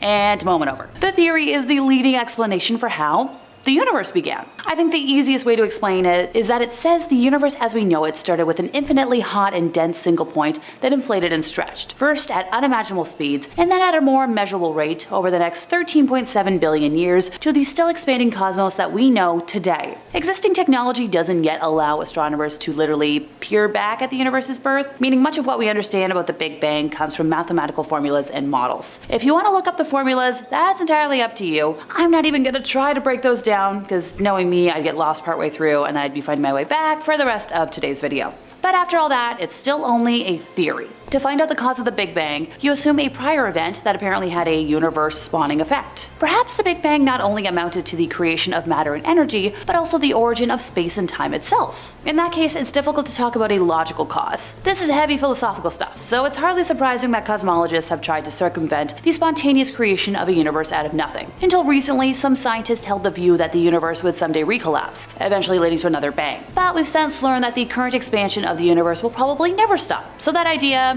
went away. Instead, some physicists suggest that the Big Bang was caused by our empty four-dimensional space-time colliding with another universe that floats next to ours in a higher dimensional bulk space. Experts still don't have a singular reason as to what caused the bang, if it's even true, so feel free to debate your take on the theory and what you believe in the comments. Number 3, did inflation happen? Obviously, I'm not talking about financials. The housing market and grocery chains have very much inflated over the last couple of years, and my goal of possibly owning a 2-bedroom condo in my city keeps slipping farther away, even with work working 6 to 7 days every week. The theory says that inflation was an extremely brief burst of exponential growth at the start of the universe. Within a tiny fraction of a second, the universe doubled its size 100 times in succession before settling down in the much more sedate expansion it has experienced ever since. This rapid inflation, fueled by a mysterious form of energy that permeated empty space itself, left the universe pretty desolate and chilly. Only after that did the hot, dense conditions of the Big Bang emerge. As the doubling of the universe ceased, the energy of the vacuum underwent a metamorphosis, transforming into particles of matter and radiation. That metamorphosis flooded space with the superhot plasma of the Big Bang, which forged the primordial elements that went on to make the stars and galaxies we see today. I can hear y'all now, but Alexa, did it actually happen? Maybe. Inflation was greeted by cosmologists as a solution to the annoying problem that asked how could the universe be so homogeneous if remote parts were never in touch with each other? The possible answer is that it blew up from the size of a subatomic particle to the size of a grapefruit, so our observable universe, now some 27 billion light years across, was small enough for any inhomogeneities to be ironed out. Moreover, inflation explains why the large-scale curvature of our universe appears to be zero. Despite this theory, there's very little direct evidence for inflation. Space inflation, that is. Number 2. What ingredients make up our universe? The short answer is super easy. No bleeping idea. The familiar matter that we do know about, atoms and molecules, is just the tip of this crazy iceberg. By far the largest amount of matter is dark and consists of unknown particles. If that wasn't mysterious enough, the vacuum of empty space is filled with a mysterious dark energy that accelerates the expansion of the universe. We're not only missing the bulk of the iceberg, we also know zilch about the dark ocean in which it floats. Dark matter reveals its presence by its gravitational influence. This can be seen in observations of the rotational velocities of galaxies, the motions of those galaxies in giant clusters, and the way the gravity of the clusters bends the light from the background objects, which is observed during gravitational lensing. All suggest that the total amount of matter in the universe is about 30 times more than what can be seen with telescopes. So, maybe could dark matter be accounted for by dim stars, cold gas clouds, and black holes? Nah, not even close to that easy. If all the dark matter were composed of baryons, which are the protons and neutrons that make up atomic nuclei, the universe would look kinda different. With so many baryons around, the nuclear fusion reactions that occurred during the Big Bang would have produced a different mix of elements. So if you accept the Big Bang theory, there's no way out. The vast majority of the material content of the universe really is composed of mysterious non-baryonic particles, and then you add dark energy into the mix. A catchy name, but no one knows what it is. In 1998, astronomers discovered that the current expansion rate of the universe is larger than it was a few billion years ago. Apparently, the expansion of the universe is speeding up, despite the mutual gravitational attraction of galaxies that is expected to slow it down. Dark energy, which can be thought of as being like the repulsive force of empty space, is held responsible for this acceleration. Some 70% of the full content of the universe consists of dark energy. The remaining 30% is matter, but only a small part of this matter, roughly 4% of the total content of the universe, is composed of ordinary particles. And at most 1/4 of this baryonic matter is visible to us as stars and gas clouds. Most cosmologists are happy with the concordance model. All of the jigsaw pieces appear to fit nicely, but the only teensy-weensy problem is that nobody knows what the puzzle represents. Number 1. How fragile was the creation of Earth? Imagine a world without gravity, skyscrapers, or even animals. According to some very popular theories, if one little thing had been different during the creation of the world, the life we know could have been drastically different. Our material universe consists of elementary particles, governed by the 4 forces of nature. Physicists can measure particle properties like the mass ratio between protons and electrons. They can study the strength and behavior of gravity, electromagnetism, and the 2 nuclear forces. And they can determine a host of physical constants like the speed of light. But no one knows why all those values are what they are. So now I feel a lot better,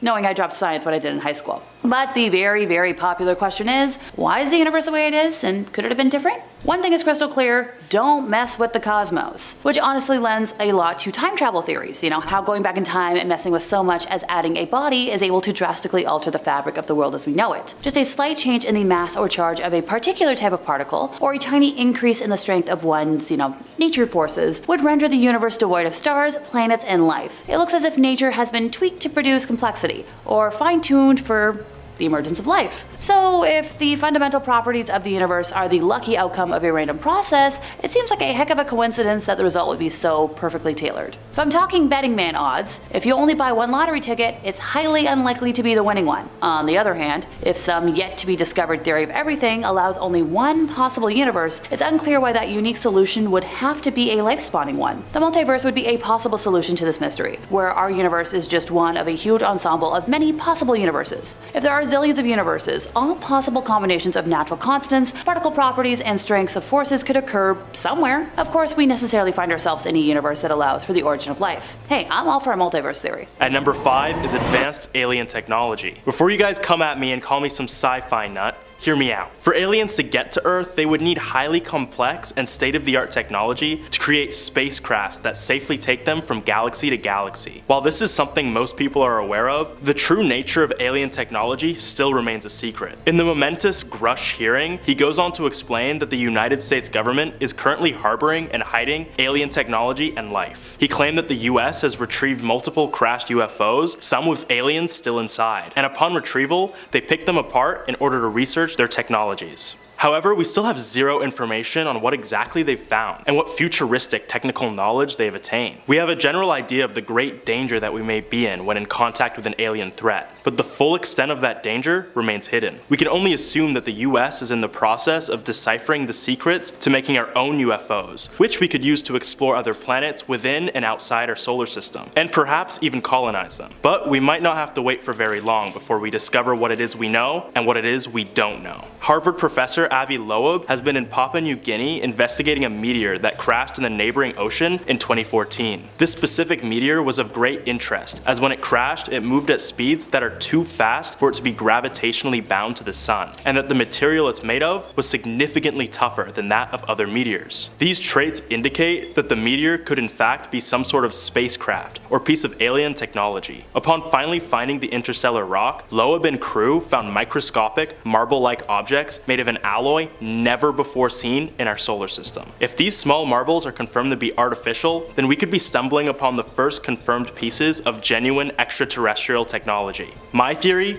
These are alien microplastics, or at least some sort of equivalent. The microscopic size of these marbles can indicate that these are only smaller, broken down versions of pre-existing technology or items that aliens might use. If this is the case, then hopefully scientists will find a way to reverse engineer these small alien spheres and discover their true origins. Coming up next, at number 4, is panspermia. Deriving from the ancient Greek words pan, meaning all, and sperma, meaning seed, panspermia is a hypothesis created by the Greek philosopher Anaxagoras in the 5th century BC. It states that life exists all across the universe, as it has been distributed by space dust, meteoroids, asteroids, and of course different spacecrafts carrying bacteria and other microorganisms. Hence the name panspermia. It means that the seeds of life are spread all across the universe. All, pan, seed, spermia, yeah, you get it. While the concept of panspermia emerged thousands of years ago, its relevance to our understanding of extraterrestrial life is as vibrant as ever. In recent space exploration missions, the European Space Agency's ExoMars rover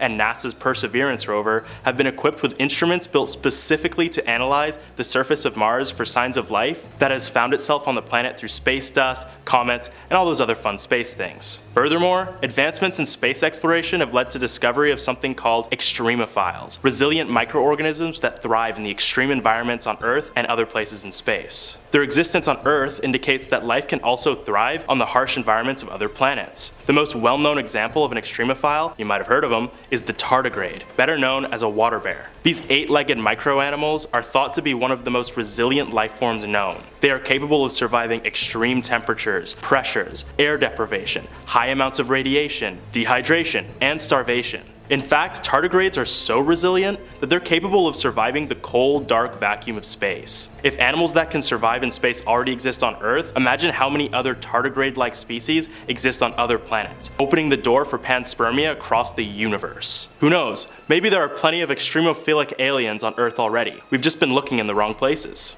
And at number 3 is going to be life on Mars. The existence of life on Mars is certainly not a new concept to anyone, especially with the discovery of water on the red planet, which is widely considered in the scientific community to be a necessary foundation for the development of life. However, even with all these findings, NASA claims to be incapable of finding actual life on Mars. But that might be because it's already found its way to Earth 13,000 years ago. Alan Hill's 84001, or just ALH 84001 for short, is an ancient meteorite discovered in Antarctica in 1984.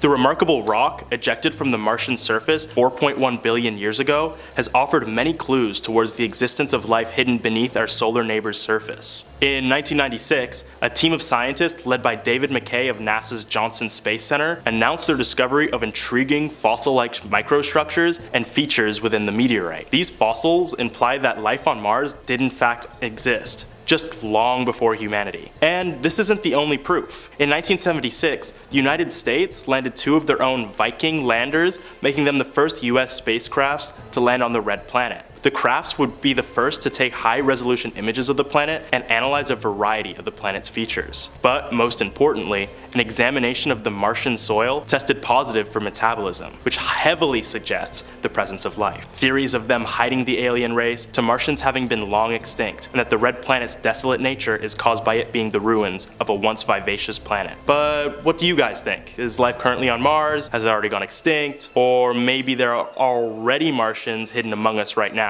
Tell me in the comments. At number 2 is life across the solar system. Immanuel Kant, the renowned 18th century philosopher, posited a compelling argument regarding the potential existence of alien intelligence in his work titled Universal Natural History and Theory of the Heavens, which is probably the coolest book name ever, but I digress. Kant states that the universe is so vast that the existence of aliens is certain. I mean, there are just so many stars and planets that at least one of them has to sustain life, right? It was his ideas that laid the groundwork for modern discussions on the existence of extraterrestrial life. The Drake equation, formulated by astrophysicist Frank Drake in 1961, complements Kant's theories by providing a more mathematical approach to estimate the number of alien civilizations in our galaxy that might be capable of communication. The equation factors in various variables, such as the rate of star formation, the fraction of stars with planets, the number of habitable planets per star, the fraction of planets where life emerges, and the longevity of technologically advanced civilizations. With the hundreds of billions of stars within our galaxy, along with the recent discoveries of exoplanets around those stars,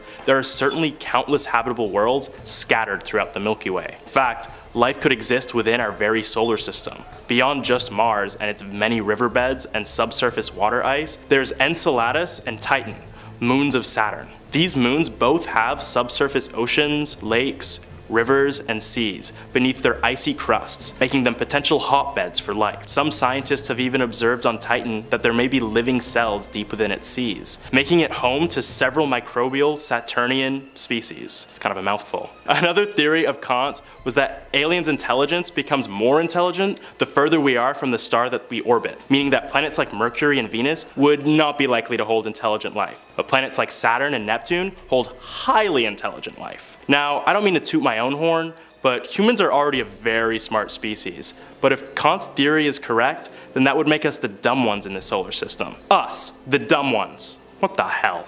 Anyway, at number 1 is the wow signal. With the confirmation of alien life on Earth and its existence on other planets within our solar system, there is not a single doubt in my mind that aliens populate not only our galaxy, but the entire depths of space. However, what NASA doesn't want you to know is that we've actually been directly contacted by aliens nearly half a century ago. On August 15th, 1977, astronomer Jerry R. Amon, I probably pronounced that wrong, would find something incredible while working on the Search for Extraterrestrial Intelligence, or SETI for short, project at Ohio State University. Using the university's Big Ear radio telescope, he was able to intercept a mysterious and strong radio signal coming from the Sagittarius constellation, which lasted for 72 seconds and displayed characteristics suggesting an artificial source. Any Sag fans watching right now? The signal got its name because after Amon discovered it, he would circle it and write "wow" in big letters next to it. What makes it so fascinating are its unique characteristics. It was a narrow band radio signal, meaning it was confined to a very specific range of radio frequencies. Natural cosmic sources do not emit signals in such a narrow range, making the signal's origin almost certainly alien. Moreover, the signal's intensity varied significantly during its brief appearance, suggesting a point source moving relative to the telescope. The immediate assumption at the time was that this signal was caused by a passing satellite, but extensive research and attempts to recreate the signal has shown that it is impossible to recreate by human means. Unfortunately, the signal was so seemingly random that it is undecipherable, and humanity has yet to receive such a signal since. But with all these aliens close to us already, I have no doubt the ones way far out will contact us again soon. Let's just cross our fingers and hope they're friendly. If one thing is certain, it's that we're going to be interacting with alien life a whole lot more in the near future, and I'm all here for it. But what about you guys? Does the very idea of talking to an alien make you froth at the mouth? Or are you more in the camp of not caring about aliens because life is already too busy to be worrying about these kinds of things? Either way, this seems to be an issue that will only get more and more prevalent as time passes. Starting at number 5, we have Martians. I know, mentioning Martians sounds crazy, but hear me out. Over the many years of Mars rovers exploring the red planet, NASA has gathered a plethora of information and footage, and within that footage could be proof of alien life. If you look closely in some photos taken by NASA's many rovers, you can actually see some dark streaks, which may at first look like a shadow, but are in fact flowing water. And this isn't just some screwball theory. NASA themselves has confirmed the existence of water on Mars. Scientists say that the main reason life could be sustained on Earth in the first place was the presence of water. So, the chances of there being life on Mars is actually quite high. On top of this, there have been findings of strange rock formations and human-like figures found on Mars, perhaps pointing to proof of advanced life forms. The implications of there being life on Mars is grave. If humans were to go to Mars and meet these aliens, we could be putting ourselves or them in danger. There's a very real chance that any potential Martians are hostile towards humans and could harm them. Another issue could be disease. If a human were to contract an alien disease, our immune systems would not be prepared to deal with it, and it could lead to death. The same problem exists for Martians, who we don't want to endanger. Aliens are way too cool to die. But that's not the worst of it. Next up at number 4 is Mars's intense radiation. One big problem with Mars is that it doesn't have what is called a magnetosphere, which is pretty much the parts in and around a planet that contain its magnetic field. What this field does is protect us from the sun's radiation.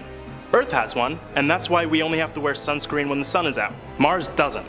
And if that isn't enough, Mars is regularly exposed to cosmic rays and solar flares and winds, causing the planet to be even more irradiated. A study by the European Space Agency finds that someone on a mission to Mars would receive a radiation dosage 700 times stronger than what you would on Earth. Long time or extreme exposure to radiation can cause all sorts of effects, like the loss of hair, acute illness, seizures, terrifying mutations, death, and in Spider-Man's case, the ability to climb on walls.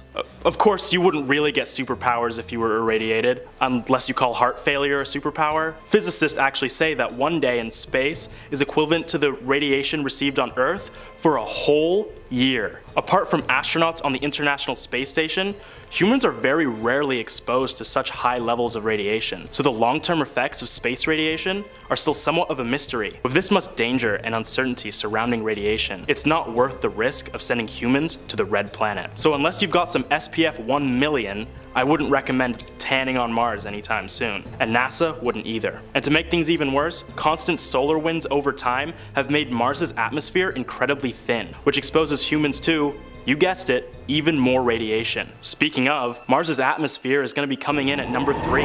Much like our own planet, Mars has an atmosphere, weather, and some beautiful views. However, none of what Mars has is at all like what we have here on Earth. First of all, its atmosphere is composed of different elements than ours. Earth's atmosphere is mostly nitrogen, oxygen, and it's got a little bit of argon, a little bit of water vapor, touch of carbon dioxide. Mars's atmosphere, on the other hand, is 95% carbon dioxide and has trace amounts of nitrogen, oxygen, methane, and other gases. The most glaring difference in the two atmospheres is the amount of carbon dioxide there is compared to oxygen and nitrogen. The difference is a major reason for why us Earthlings wouldn't last a second on Mars without a spacesuit. As humans, we need oxygen to breathe. When we inhale, we take oxygen from the air and use it to fuel our bodies. When we exhale, all the other gases come out, as our body has no use for it. Most of what we exhale is carbon dioxide. So when put on a planet which has an atmosphere that's almost entirely composed of the gas that our body gets rid of, and has barely any of the one we need to function,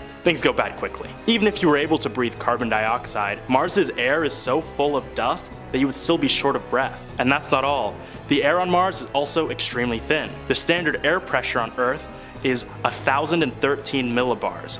On Mars, the surface pressure averages to 7. That's less than 1% of the air pressure on Earth. When under such low pressures, the human body reacts in horrifying ways, such as extreme swelling, lung rupture, and bruising. But worst of all, Mars's low pressure will cause a fatal condition called ebulism, which causes every liquid in your body to boil. It doesn't even have to be hot on Mars for this to happen.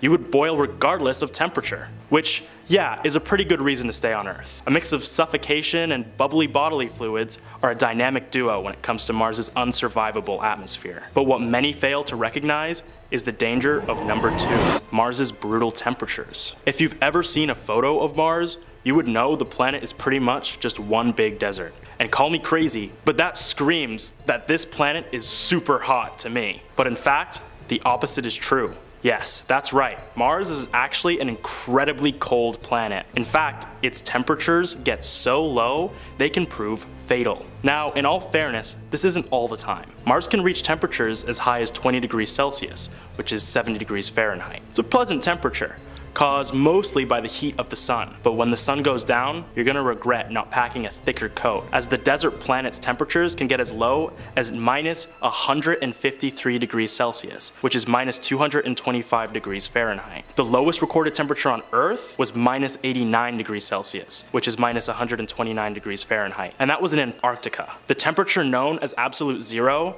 which is a temperature that is so cold that it is physically impossible to reach it by natural means, is only about minus 273 degrees Celsius, which is minus 460 Fahrenheit. That means that Mars's coldest temperatures are actually closer to absolute zero than they are to its warmest temperatures. And that's just nighttime. Mars, like Earth, has seasons, and when Mars reaches winter, it gets bone chilling. Snow, ice, frost, you name it. It covers the planet during Martian winters, getting several feet of snow. And because of its thin, carbon dioxide-rich atmosphere, it actually snows dry ice. Because dry ice is made up of carbon dioxide, as it lands and turns back into a gas through sublimation, it fills the air with even more carbon dioxide, creating a cold breathing hazard for humans. On top of all this, during the winter, air pressure drops greatly, proving Mars to be a near impossible planet to visit as a human. The cold, barren wasteland that is Mars is certainly a mighty place to fear. But the scariest reason NASA won't send people to Mars is number 1 on this list. It's its toxic dust storms. If you were wondering what makes the red planet so red, the answer is Mars's surplus of dust. There's actually so much dust on Mars that it gets kicked up into the atmosphere, making it appear red. On Earth, we have hurricanes, but on Mars they have dust storms. If you've seen The Martian, then you would know that these dust storms can reach hundreds of feet in height and will lay waste to anything in its path. In the movie, the storm is seen ripping apart an antenna, some equipment, and the astronauts' camp. How it looks in the movie isn't that far off from reality, and that one was one of the lighter dust storms. About annually, Mars will face dust storms that reach the size the equivalent to entire continents on Earth. These storms are not only much bigger than the usual ones, but are also far more intense. And very rarely, a bunch of normal storms will come together and grow into a planet-encircling dust storm, or as NASA calls them, global dust storms. These global dust storms are as unpredictable as they are dangerous. The damage these storms would do to a human or human colony is immeasurable. Not only that, but they would make the simple act of going to Mars difficult, as the large masses of dust swirling around could reduce visibility and disrupt flight paths. With how common these storms are, they also have a great potential to disconnect communication between Earth and Mars, jeopardizing any astronaut trying to traverse the solar system's dustiest planet. Which is why Mars is so scary, because it doesn't even take that much to put you in danger, as Mars also has small invisible dust storms called dust devils. While they have no correlation to the actual devil, thank God, they still prove to be a formidable threat. Their erratic nature and unpredictable paths can disrupt all sorts of equipment, rovers, and people alike. From the sounds of it, Earth's mission to Mars won't be happening anytime soon. We can only hope that conditions improve on the red planet. But considering it's been this way for millions of years, I have high doubts. In 5th place, we have Planet 9. So in April of 2016, the New York Post tweeted that a newly discovered planet could destroy Earth as soon as that month. Now, obviously we're all still here, unless we've been replaced by AI or holograms without my knowledge. Honestly, 2016 was the year I transitioned from high school to university, and 'twas a very chaotic year for me. The newspaper was referring to Planet 9, a theoretical planet at the edge of the solar system. Based on earlier considerations, this hypothetical super-Earth-sized planet would have had a predicted mass of 5 to 10 times that of the Earth, an elongated orbit 400 to 800 times as far from the Sun as the Earth. So expert astronomers have suggested that Planet 9 may be the core of a giant planet that was ejected from its original orbit by Jupiter during the genesis of the solar system, captured from another star, once a rogue planet, or that it formed on a distant orbit and was pulled into an eccentric orbit by a passing star. An accompanying video also claimed that the new planet would be throwing all sorts of asteroids and comets at Earth, which would supposedly end up pummeling our planet. Astronomers are actively looking for it to explain motions of some objects in the icy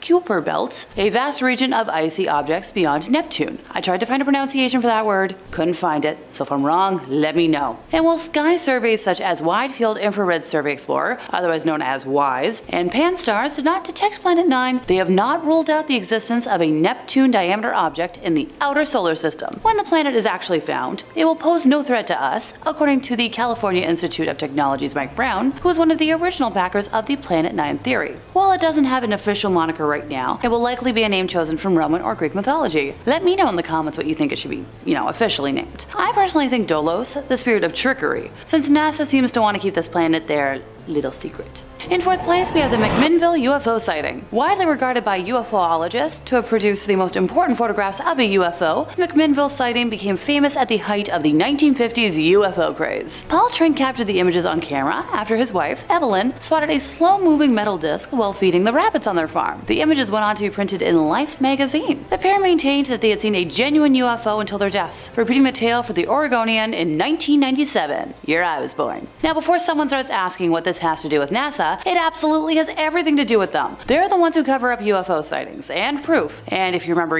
my last point, I'm pretty sure they have a hand in covering up government proof as well. Now, to elaborate on this event, Evelyn Trent started yelling for her husband at about 7:45 p.m. on the evening of May 11th, 1950. She was feeding the rabbits in the yard of the couple's Dayton farm when she saw what she described as a good-sized parachute canopy without the strings. Only silver, bright, mixed with bronze. She later elaborated that it was as pretty as anything she ever saw. Evelyn ran into the house, found her husband and their camera, and the duo raced back into the yard. Paul Trent also spotted what he described as a round, shiny, wingless object hovering in the sky. The 43-year-old farmer managed to take 2 photographs before the flying object disappeared into the evening mist. Fun fact, they're the most famous photos ever to come out of Yamhill County. The McMinnville Telephone Register and the Oregonian published the images in June of 1950, a month after Paul Trent took them. So the delay was because he had to finish off the roll before getting the images developed. Such a struggle sometimes. Life magazine followed the Oregon newspapers, offering its national audience, a gander at the unidentified flying object. Soon, because of this, a U.S. Air Force investigator came to the Trent farm, and while explaining the event to the officer, Paul said that the object was coming in towards them and seemed to be tipped up a little bit. He emphasized it was very bright, almost silvery, and made no noise. The investigator had heard such stories before, since once again, this was the golden age of UFO sightings. But while most alien craft tales are easily debunked after being discovered to be weather balloons or private planes or obvious hoaxes, that wasn't the case with the Trent's photos. In 1967, the Air Force commissioned prominent nuclear physicist Edward U. Condon to lead an exhaustive UFO study. The 950-page report, exhaustive, titled Scientific Study of Unidentified Flying Objects, easily dismissed most of the reported sightings, but it stated at least one, showing a disc-shaped object in flight over Oregon, is classed as difficult to explain in a conventional way. The study determined that the photos were genuine and the Trents were truthful. It specifically declared that this is one of the few UFO reports in which all factors investigated from genetic to psychological and physical appear to be consistent with the assertion that an extraordinary flying object, silvery and metallic disc-shaped, tens of meters in diameter, and evidently something, flew within sight of 2 credible witnesses. So explain to me why NASA has never released a statement on this? They're keeping pretty dang quiet, and so is everyone else. What can I say? Secrets make me cranky. In third place, we have life on Venus. So back in the 1970s and 1980s, the Soviet Union sent several uncrewed missions to study the planet Venus. 10 of these Venera probes landed on the surface of the planet and were able to transmit data and images for a few minutes before succumbing to the planet's extreme atmosphere. In 2012, the Russian news service RIA Novosti reported that Leonid, I cannot say his last name but it starts with a K, a scientist who worked on the Venera missions, suggested that the photographs showed living objects moving around on the planet's surface. According to Leonid, certain objects resembled a disk, a black flap, and a scorpion, which emerge, fluctuate, and disappear, referring to their changing location on photographs and traces on the ground. The editors of Solar System Research published an editorial comment and a number of commentary articles from other scientists in their September of 2012 publication of Issue 5, Volume 46 of the journal, to be specific. The issue also includes a second article from Leonid, in which he claims to identify several other life forms and speculates regarding the apparent rich diversity of life around the landing site. It's a lot more rare to get alien spottings from folks outside of the US, and I feel like NASA is just out there covering them up. So I'm glad this one made it to the interwebs, even though folks have tried to explain it away. In second place, we have a government whistleblower. Alrighty. Before I get into it, I'd like to elaborate on how credible this story is. So, the whistleblower in question, David Charles Grush, is a veteran of the National Geospatial Intelligence Agency, or NGA, and the National Reconnaissance Office, NRO for short, where he served as a representative to the Unidentified Aerial Phenomena Task Force from 2019 to 2021. From late 2021 to July of 2022, he was the NGA co-lead for UAP analysis and its representative to the task force led by the Department of the Navy, under the Office of the Undersecretary of Defense for Intelligence and Security. Whew. At the NGO, David served as a Senior Intelligence Capabilities Integration Officer, cleared at the Top Secret Compartment Information level. From 2016 to 2021, he served with the National Reconnaissance Office as Senior Intelligence Officer and led the production of the NRO Director's Daily Briefing. He was a GS-15 civilian, the military equivalent of a colonel, and has numerous awards and decorations for his participation in covert and clandestine operations to advance American security. I don't know about y'all, but I think this is our most credible witness yet. So David said the recoveries of partial fragments through and up to intact vehicles have been made for decades through present day by the government, its allies, and defense contractors. He said that craft recovery operations are ongoing at various levels of activity, and that individuals on these UAP programs have approached him in his official capacity and disclosed their concerns regarding a multitude of wrongdoings, such as illegal contracting against the federal acquisitions regulations, and other criminality and the suppression of information across a qualified industrial base and academia. Associates who vouched for David said his information was highly sensitive, providing evidence that materials from objects of non-human origin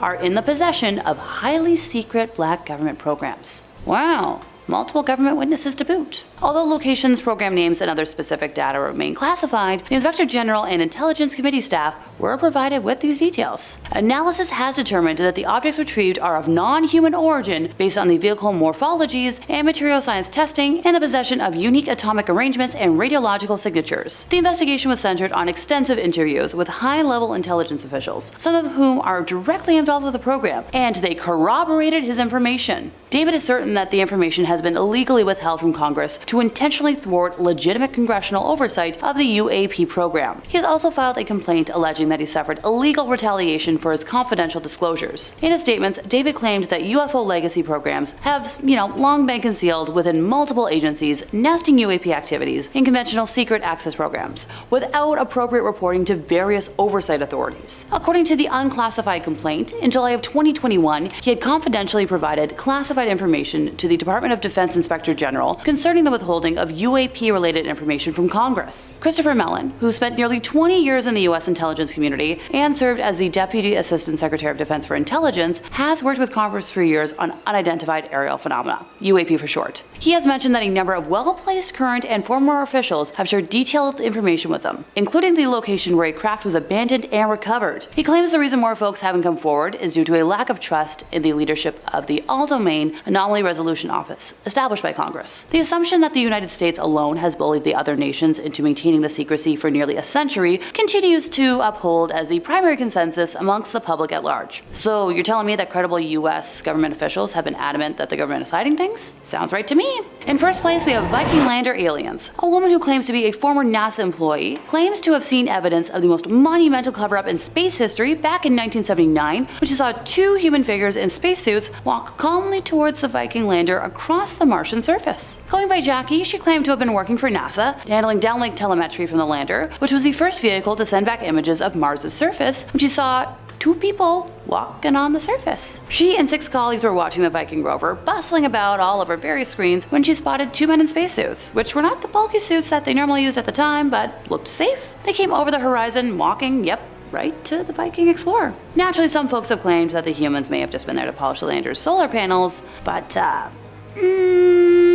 That seems a little odd, considering if there were, just humans there, they could have just filled the lander with petrol instead or take the photographs themselves. Jackie claims that while the folks were maintaining the equipment, their video feed was suddenly cut off without explanation, and when they rushed upstairs for answers, the door leading to the room controlling the equipment was locked, with paper taped over every crevice to avoid anything being seen. Hello? Suspicious red flag alert. If you don't understand how scary cover-ups are and why this is ranked so highly, then I worry about how blasé you are. Other theorists claim there were secret landings on Mars in the 60s, and the Apollo landings were actually a cover-up for wider exploration of the solar system. Former CIA pilot John Lear claims that NASA landed on Mars in 1966, and that humans adapted to breathe the thin Martian atmosphere. Nigel Watson, author of the Haynes UFO Investigations Manual, said that these accounts of secret space missions seem to be growing in number, and remind him of the infamous Project Serpo. Yep, I'll sidetrack. In November of 2005, a contact called Anonymous, who said they worked for the US Defense Intelligence Agency, started sending information about an extraordinary alien exchange program called Project Serpo. Basing his claims on a 3,000-page document written in the late 1970s, he boldly claimed that 6 aliens were recovered from the Roswell crash. Claims that aliens living and or dead were recovered from the Roswell crash are nothing new.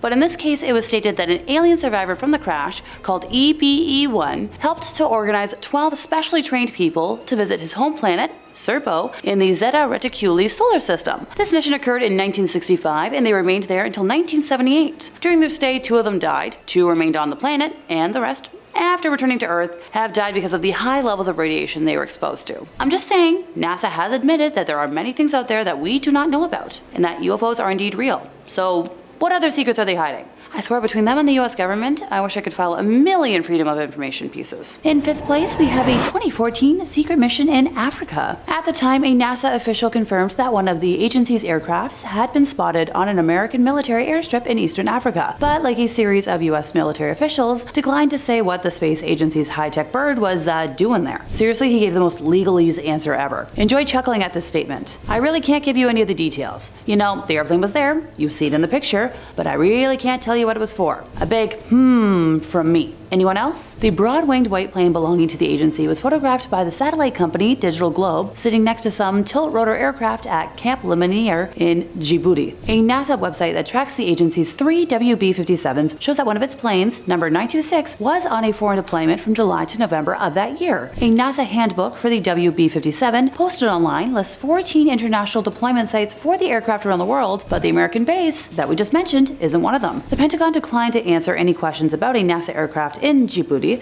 and a spokesperson for the Air Force Space Command, which has a closer relationship with NASA, said they wouldn't have operational knowledge of a mission on the continent. AFRICOM, the US military's Africa Command, would only say that aircraft from a variety of agencies and nations perform diverse missions from Camp Lemonnier in support of the US and allied military peace and security operations in the region, which spans East Africa and the Mideast. A NASA spokesperson said that their WB-57 aircraft does a lot of work with a variety of different customers from the government, from industry, academia, including the Defense Department. Totally not suspicious at all. According to NASA's website, the WB-57s have been flying research missions since the early 1970s and continue to be an asset to the scientific community, with professional, reliable, customer-oriented service designed to meet all scientific objectives. A government website devoted to the converted old planes describes a mission in Costa Rica to explore the tropical upper troposphere and lower stratosphere, and another to collect cosmic dust from comets and asteroids in the Earth's upper atmosphere, among many others. A variation of the aircraft was used to gather air samples from above-ground nuclear tests conducted by other countries. Sure, only other countries. The military may be interested in more than just scientific objectives, since a plane can fly nearly as high as the famed U-2 spy plane and carry more weight, including an array of high-tech imagery and communications equipment. One previous mission was described by the head of the military's fringe tech specialists at the Defense Advanced Research Projects Agency to the House Subcommittee on Intelligence as a kind of mass, three-dimensional terrain mapping. She said that a WB-57 was deployed to Afghanistan for a few months beginning late 2010 and collected over 70,000 square kilometers of terrain data, so information on about 10% of the country. This expert said she was confident the system could have mapped half the country. So a civilian who worked with the WB-57 program in Afghanistan and who asked not to be identified due to, reasons, told some folks that the plane is highly customizable, using sometimes one-off configurations depending on the objectives of the project. And for now, the military military isn't saying anymore. And whatever the mission was, it appears to be over. According to NASA, all 3 WB-57s are now back in the US, with their status listed as inactive. Let me know in the comments what y'all theories are as to why the plane was mysteriously in Africa. My guess, another Area 51 or Roswell incident that they wanted to keep covered up. In 4th place, the alligator problem. I don't really like talking about things that, off me, with, alligators, crocodiles, sharks, and spiders being a few that make me skittish, but for the sake of information, you folks are worth it. The Kennedy Space Center is full of the scaly snappers. The center is located on Merritt Island, a small mass of land off of the east coast of Florida that isn't technically an island, but shh. Despite being the most famous landmark on the island, the NASA complex isn't the only thing there. There's the Merritt Island National Wildlife Refuge, which is home to 1,000 species of plants and animals. They home a variety of sea turtles, manatees, bobcats, bald eagles, and more. Oh, and we can't forget about the gators. So maybe one of the reasons why the space shuttle program was canceled was because people didn't want to have to keep, clearing alligators off the runway every time a shuttle came into land. Honest to goodness. NASA has the ability to restrict human access to the site, should they need it, but how do you go about telling a man-eating reptile what to do? According to the agency, interactions between their staff and the gators is rare, but that's exactly what they would say. Next thing you know, they'll have hijacked a rocket. Okay, no. That was one thing I was very glad I didn't see when I took a vacation to Florida earlier this year, and I'd like to keep it that way, thank you very much. In 3rd place, we have the theft and use of moon rocks. If anyone has ever read the book Sex on the Moon by Ben Mesrick, then you'll already know the tale of Thad Roberts and his plan to do something very interesting with a bunch of stolen moon rocks. And for folks like myself who didn't know until today, buckle in for something I couldn't make up if I tried. So Thad was a high-flying NASA co-op student with dreams of obtaining multiple degrees and becoming an astronaut. Oh, and he also had dreams of stealing some of NASA's most prized possessions. With help from a team of accomplices, Thad stole 101 grams of moon rocks, valued at a simple little $20 million from NASA's Johnson Space Center in Houston, Texas. For reference, that's slightly less than like half a cup for measurements, and that's about, $20 million. That's more money than I'll see in my lifetime. And hey, if that wasn't bad enough, he also pilfered some dinosaur bones from his university. As a newly minted dino fact expert, I tried finding out what dino the bones were from, but sadly my searches turned up empty, so I'm begging. If anyone out there knows, please tell me in the comments. Thad reportedly laid the rocks out on his bed and proceeded to get down and dirty with his girlfriend on top of them, hence the whole sex on the moon thing. The young man and his fellow thieves were caught in an FBI sting when they were trying to sell the other rocks and were sentenced to time in jail. Just when I think I've seen it all around here, I somehow find myself getting surprised. Boinking on space rocks? Oh, before I move on, during this theft, Thad contaminated the rocks, making them virtually useless to the scientific community. He and his buddies also destroyed 3 decades worth of handwritten research notes by a NASA scientist that had been locked in the safe. The absolute selfishness on display. In 2nd place, we have Viking lander aliens. A woman who claims to be a former NASA employee claims to have seen evidence of the most monumental cover-up in space history in 1979 as she saw 2 human figures in spacesuits walk calmly towards the Viking lander across the Martian surface. So going by Jackie, she claimed to have been working for NASA, handling downlink telemetry from the lander, which was the first vehicle to send back images of Mars' surface. She and 6 colleagues were watching the Viking rover bustling about over various screens when she spotted, 2 men in spacesuits, which were not the bulky suits they normally used, but they looked protective. They came over the horizon, walking towards the Explorer. Now, naturally, some folks have claimed that the humans may have just been there to polish the lander's solar panels, and this is my judgy face. It seems a little odd, considering that if, there were humans there, presumably they could just fill the lander with petrol instead, or, take the photographs themselves. Jackie claims that while the folks were maintaining the equipment, their video feed was suddenly cut off without explanation, and when they rushed upstairs to another control room for answers, the door leading to the room controlling the equipment was locked, with paper taped over every crevice to avoid anything being seen. Hello, suspicious red flag alert. Yep, waving my imaginary one. If you don't understand how scary cover-ups are and why this is ranked so highly, then I worry about how blasé you are. Other theorists claim there were secret landings on Mars in the 60s, and the Apollo landings were actually a cover-up for wider exploration of the solar system. Former CIA pilot John Lear claims that NASA landed on Mars in 1966, and that humans adapted to breathe the thin Martian atmosphere. Nigel Watson, author of the Haynes UFO Investigations Manual, said that these accounts of secret space missions seem to be growing in number and remind him of the infamous Project Serpo. Yes, I'll sidetrack. In November of 2005, a contact called Anonymous, who said they worked for the US Defense Intelligence Agency, started sending information about an extraordinary alien exchange program called, Project Serpo. Basing his claims on a 3,000-page document written in the late 1970s, he boldly claimed that 6 aliens were recovered from the Roswell crash. Claims that aliens, living and or dead, were recovered from the Roswell crash are nothing new, but in this case, it was stated that an alien survivor from the crash, called EBE-1, helped to organize 12 specially trained people to visit his home planet,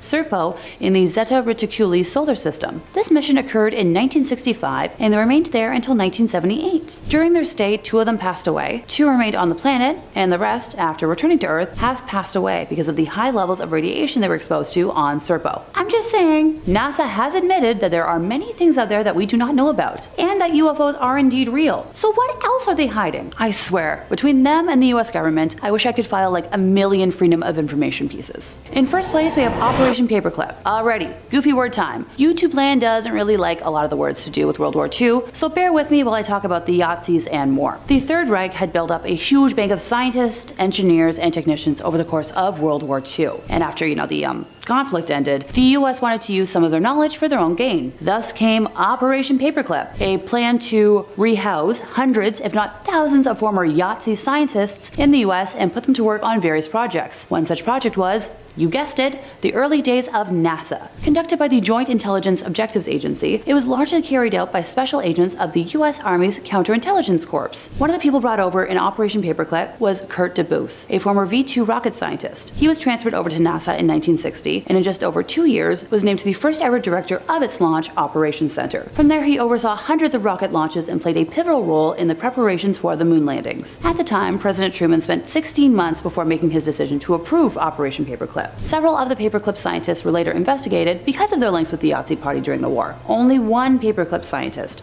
George Rickey, was formally tried for any crime, and no Paperclip scientist was found guilty of any crime in the United States or Germany. Rickey was returned to Germany in 1947 to stand at the Dora trial, where he was acquitted. In 1951, weeks after his US arrival, Walter Schreiber was linked by the Boston Globe to human experiments conducted by Kurt Blohm at Ravensbrück, and to be safe, he immigrated to Argentina with the aid of the US military. In 1984, Arthur Rudolph, under perceived threat of prosecution relating to his connection as operations director for V-2 missile production to the use of forced labor from Middlework, renounced his US citizenship and moved to West Germany, which granted him citizenship. For 50 years, from 1963 to 2013, the Strughold Award, which was named after Hubertus Strughold, the father of space medicine, for his central role in developing innovations like the spacesuit and space life support systems, was the most prestigious award from the Space Medicine Association. On October 1st of 2013, in the aftermath of a Wall Street Journal article published on December 1st of 2012, which highlighted his connection to human experiments during World War II, the Space Medicine Association's executive committee announced that that award had been retired. Operation Paperclip remains a black mark against America's post-war activities, and NASA was unfortunately a part of it. It's a Nikki secret, one that doesn't get any easier to hear.